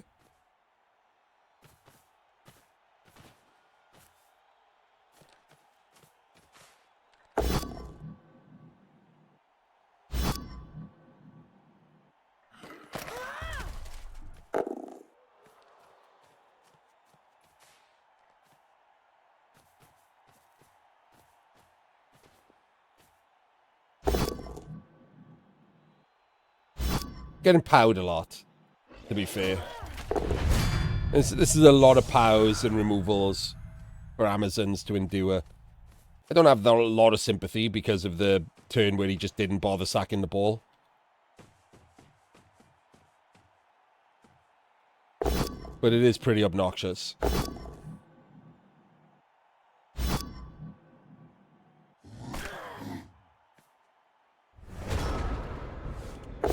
Follow there is kind of weird, isn't it? The follow is just giving 2 dice on a mummy. And got stunned. He's lucky that's all he was. Is that a ghoul? Yeah, okay. Why aren't we following there? Are we 1 dice in the ghoul off the pitch? Apparently we are.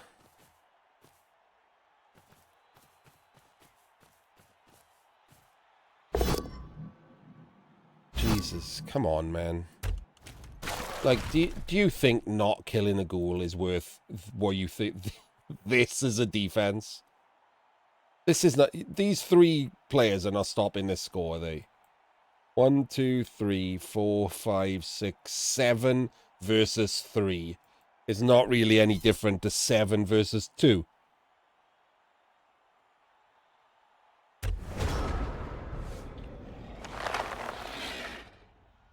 And this one is now busy.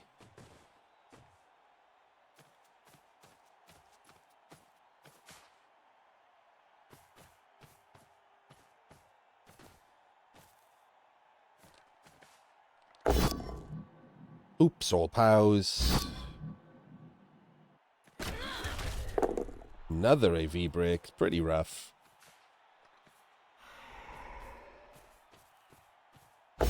Oh my days, what are we doing? What are we... Oh my god, what are we doing, Ajax? Why? What possible reason is there to do that rush? Another game-losing, bizarre decision.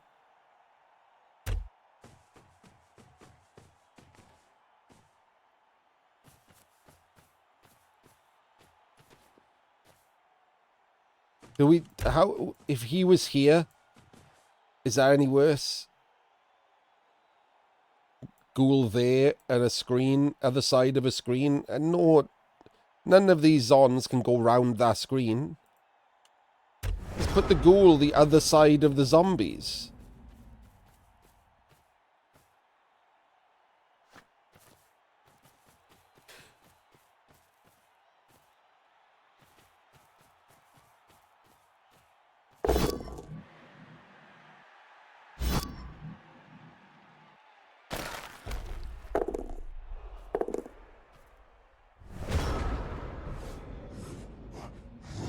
Okay.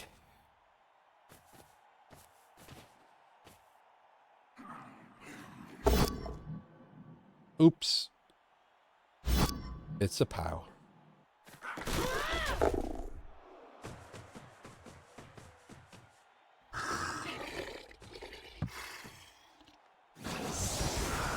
Not good.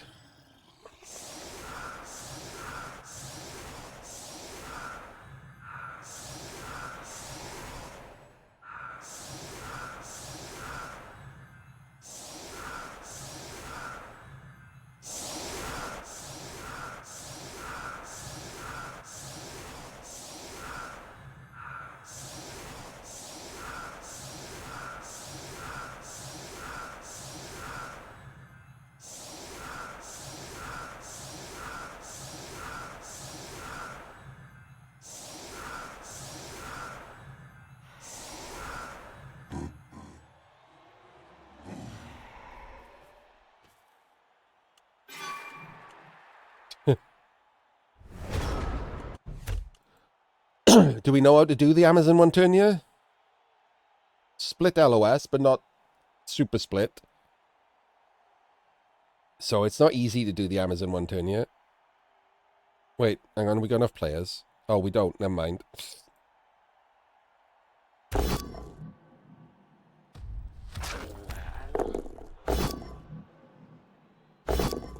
3 KO fails means you need 11 to do the Amazon one turn. Actually, to be fair, the Amazon one turn is almost impossible with a full backline anyway. So you're really just doing a movement 7 one turn, which is again very hard without frenzy, sidestep, or 11 players. It's doable, but it's very hard.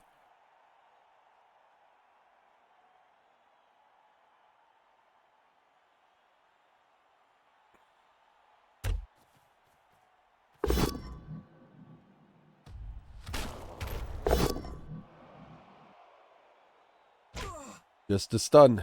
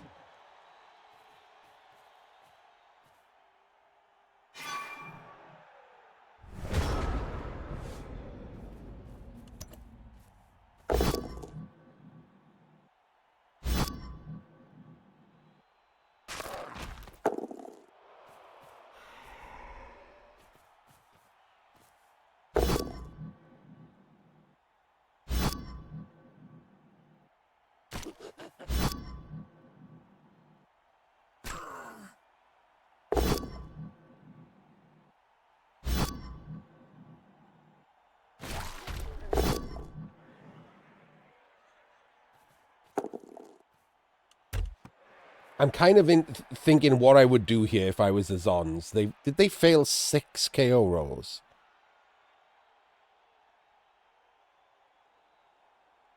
Yeah, it's pretty rough. Would I quick score? Would I Daka? Like, you can still Daka. You don't have to be a fast team to Daka, right? You basically... A Daka is just if you need to kill time. That's like the primary thing. You kill time, you lower attrition. So there's nothing about lowering attrition that matters here in the second half drive. But killing time does. Running backwards kills a couple of turns. If you, like, you know, when you down a player and you're against a big, strong team, I wouldn't hate seeing a Daka here. What's he missing? He's only missing 1 blodger.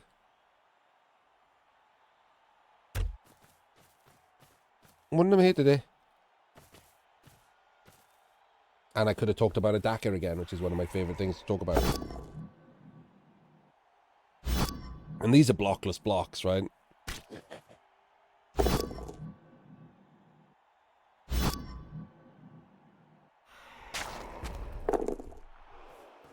No, don't make flat shapes. So don't make flat shapes when your opponent has got things like mummies. Spread out.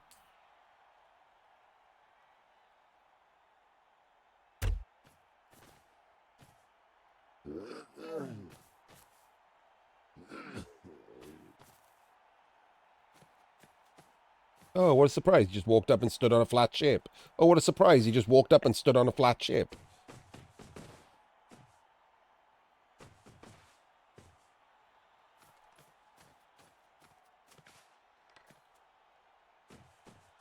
Oh, I don't like this. Okay, equally, if you're the undead in this scenario, Don't walk up, stand on a flat shape, and then just have the rest of your team watch from a distance.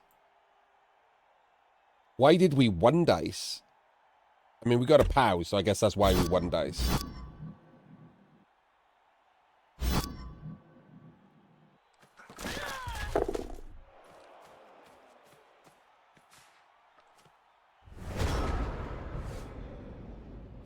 Couldn't we have two diced and two diced there? I guess not, because he was too far away. I didn't really see that. You needed someone to go on the outside so we could blitz this one and then two dice this one. I don't really like the two dice, though. The one dice, but it's a 2+. Not going to complain too heartily about it. I wouldn't have done it, but also I don't care.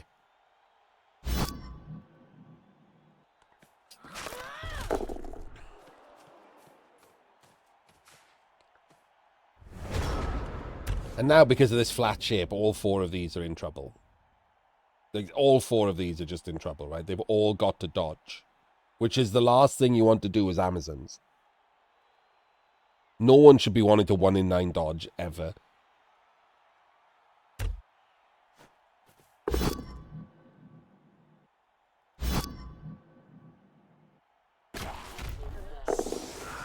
The removal is nice. It evens up the teams.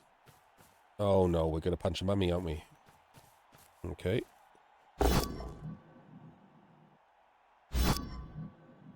So we're not dodging, we're just making 1 in 9. I guess 1 in 9 blocks and 1 in 9 dodge. No. The strength is on your right now. Your strength is on the right now.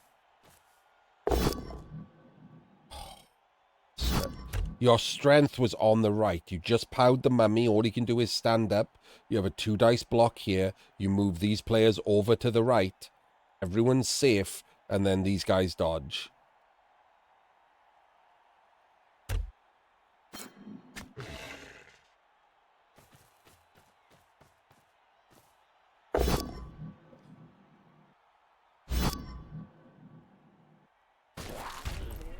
That follow's bad.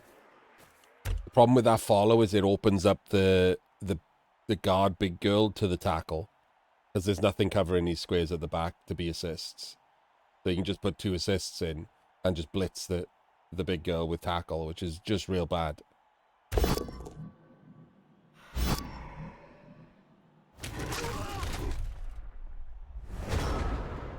Should not have followed there.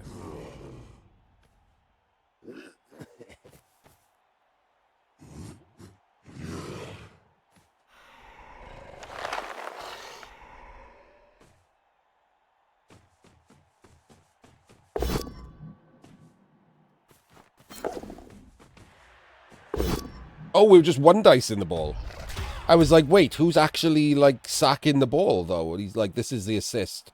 Who's sacking the ball? Apparently, no one. We're just 1 dice 6+ in the ball. Okay. I mean, 1 in 6 times it works, I guess. I would have just hit the big girl.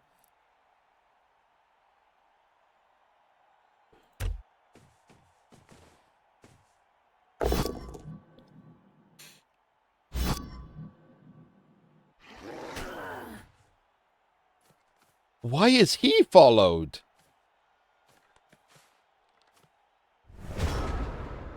What is going on in these, like, these micro decisions are just baffling to me.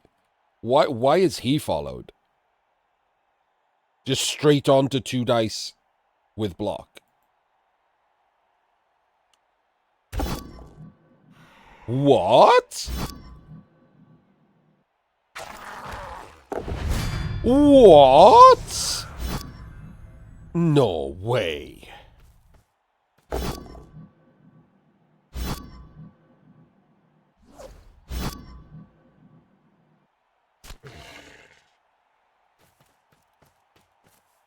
No, down. Please don't put the ball that close to the mummy. Please don't put the ball that close to the mummy.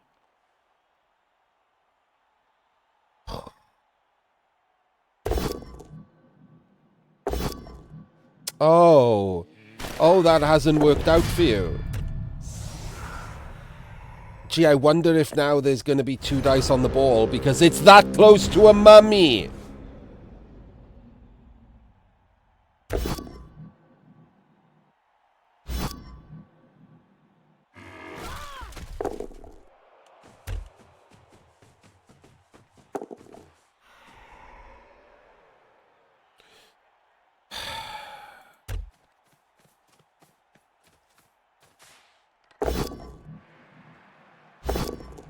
Wow, got away with it.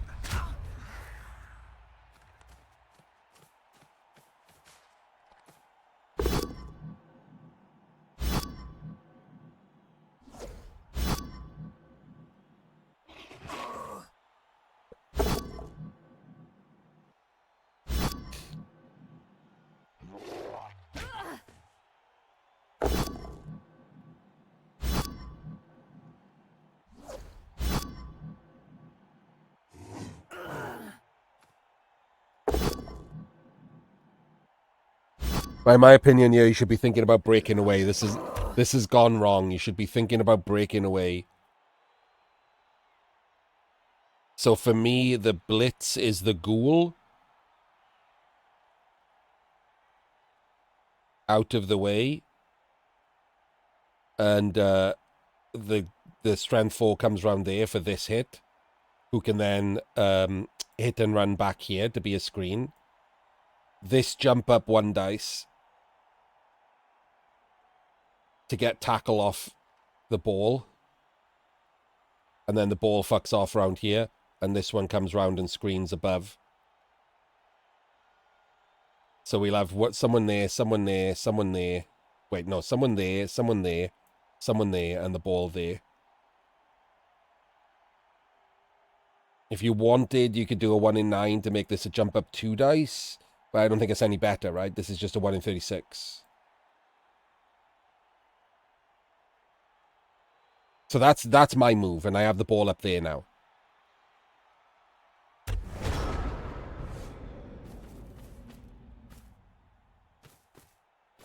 Why are we putting an assist in to blitz with strength 4? Why are we putting an assist in to blitz with strength 4?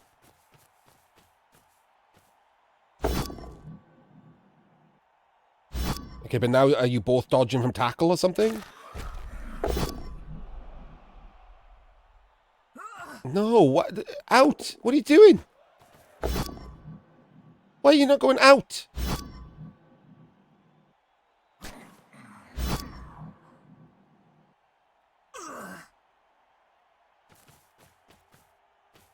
Oh. Oh, we've worked out that this is bad. Oh, God, that's not even... Okay. Okay. Alright, so we've basically done the same play, only it was worse, and the ball isn't as far up the pitch. So the reason to get the ball far up the pitch is because you don't want these to be able to... You don't want the mummy to be able to get involved in the defense, right? If you've got a screen up here, you can also dodge afterwards, like with the tackle piece, and come and, like, double screen up front so that you claim the space yourself. The ball is behind a single screen here. Ball would be there. Much, much, much better as a breakaway.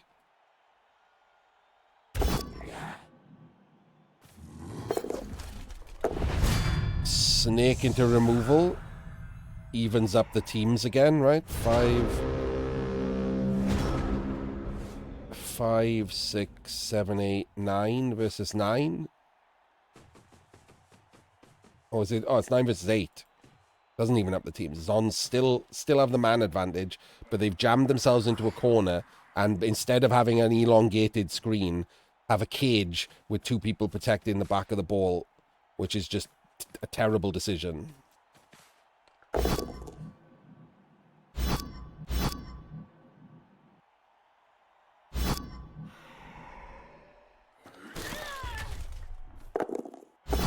No armor break there is good. No POW there is good.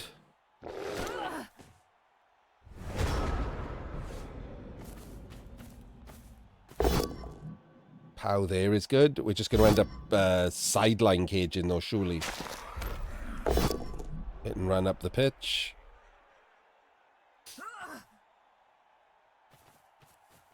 Yeah, this is going to end up being a pretty aggressive sideline cage up here. Now we need to start thinking about basing. Who we base and how we base.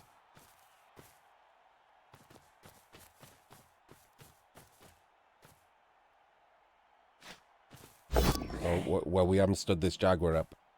Oh my days, no.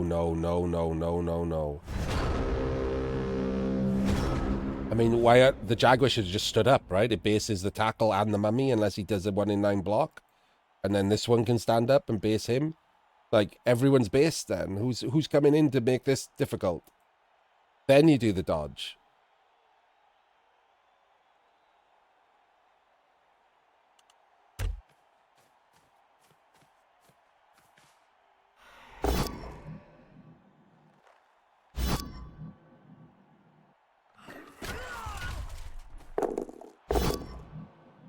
Oops, all pows again. He has had too many pows, to be fair.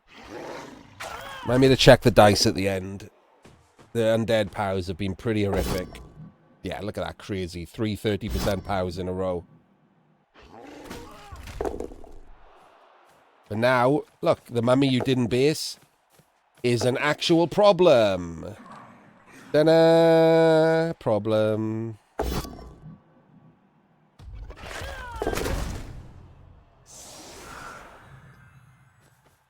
Wasn't a pow, at least.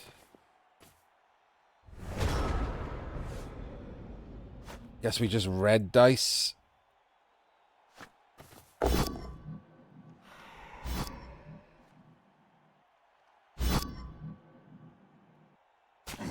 Wait, we're doing a dodge. I guess the dodge is a 1 in 9 anyway, right?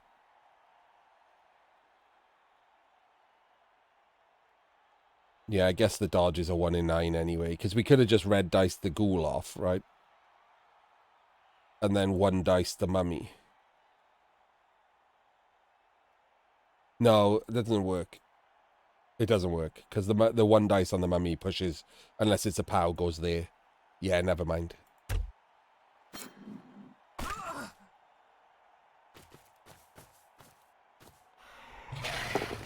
Why are we... We're scoring, though, right? We're not scoring.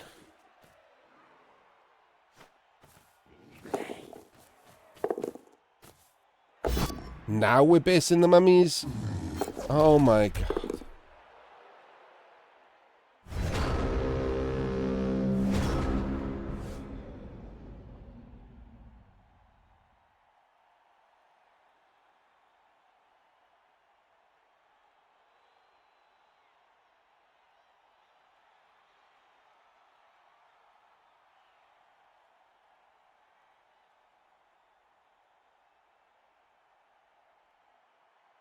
Okay.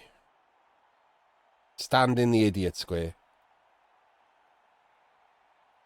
And have it not be safe. Just score, man.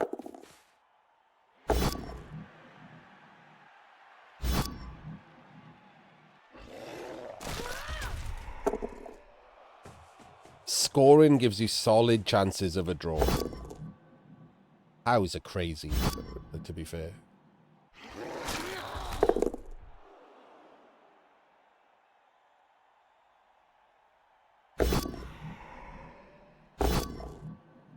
The pows are wild.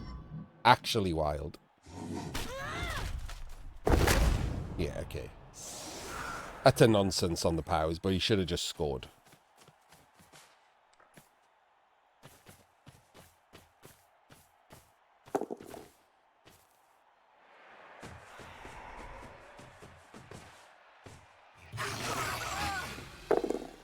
I have no idea what that was about.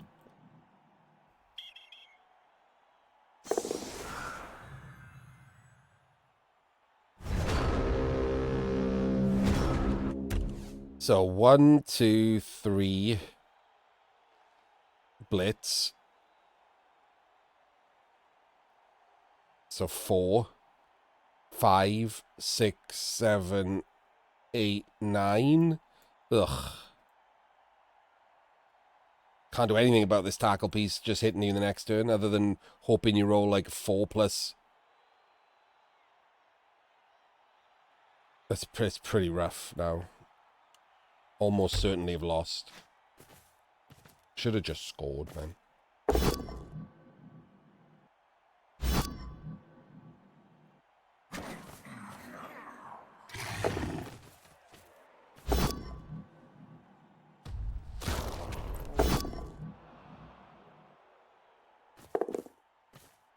Gets the 4. Doesn't get the 3. You don't know what tackles popped up for. Rolled a 2.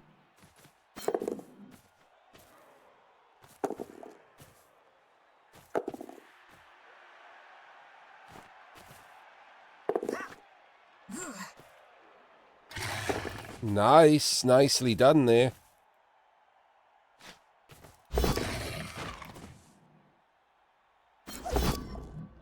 Burns the reroll. And 1 in 9.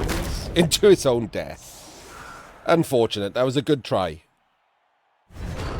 That was a legitimately good try.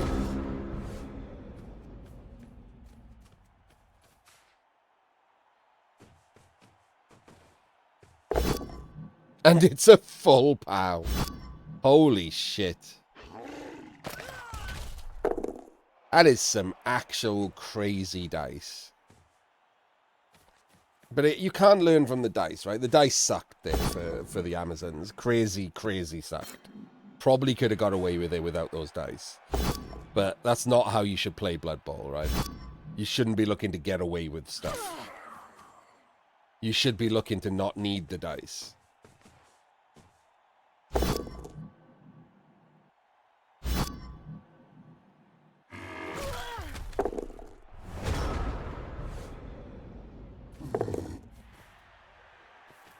Throw in another pow.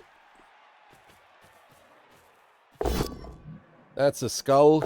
And that's another skull. That is unfortunate. Oh well. And there we go. 3 matches where, I'll be honest with you, the dice were very influential. But lots of stuff you can learn from.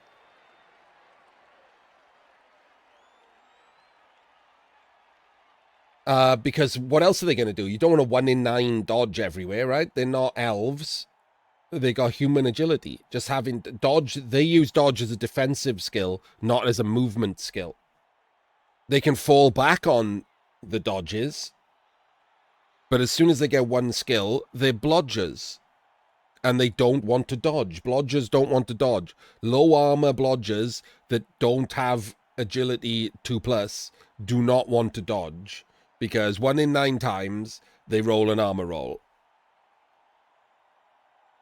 Which is 4 times as much as elves.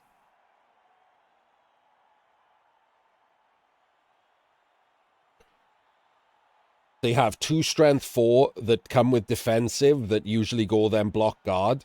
So they base up, they punch people. Well, before, you just, same way that like Chaos are a bash team. They just don't have any skills yet. You can't say that Chaos are not a bash team just because they start with no skills, right?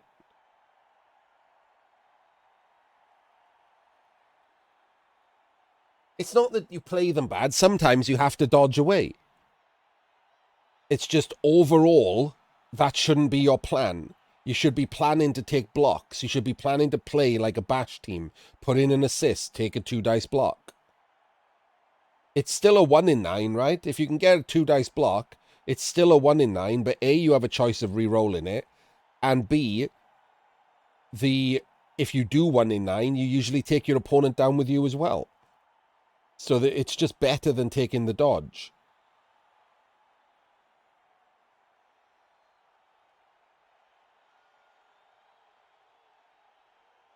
But yes, Amazons regularly base up, especially against the lesser teams.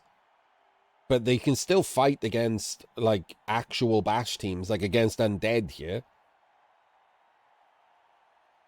You don't take the one, as you saw in this, the 1 in 9 dodges are a problem. If you roll too many 1 in 9s, you're taking too many armor breaks. You're adding to your own attrition. If you can put an assist in and take a block instead, do that.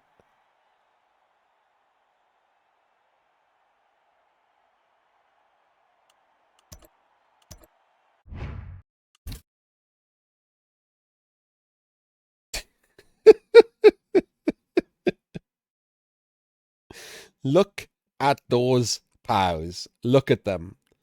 Read them and weep. Yeah, no, that's how elves play, Nalo.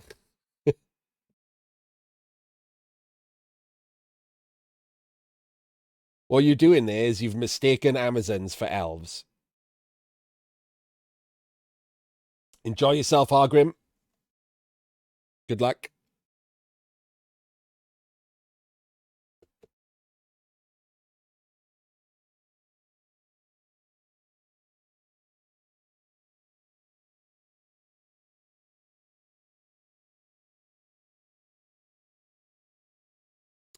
That is too many pows. By a significant margin. And to be honest, it probably cost him the game, right? However, you can't learn from that. You can only learn from the things that you did wrong. So, anyway, that was round 1 of the KBBL team tournament. It's going to be a very long video. I'm just going to put it all up as one video. We will have another video this length for round 2, 3, and 4. There were 4 rounds all played on a Saturday, and we'll see how that goes. And I will see you in round 2. We will find out who's at the top of the table, etc., before we start doing those games. See you there.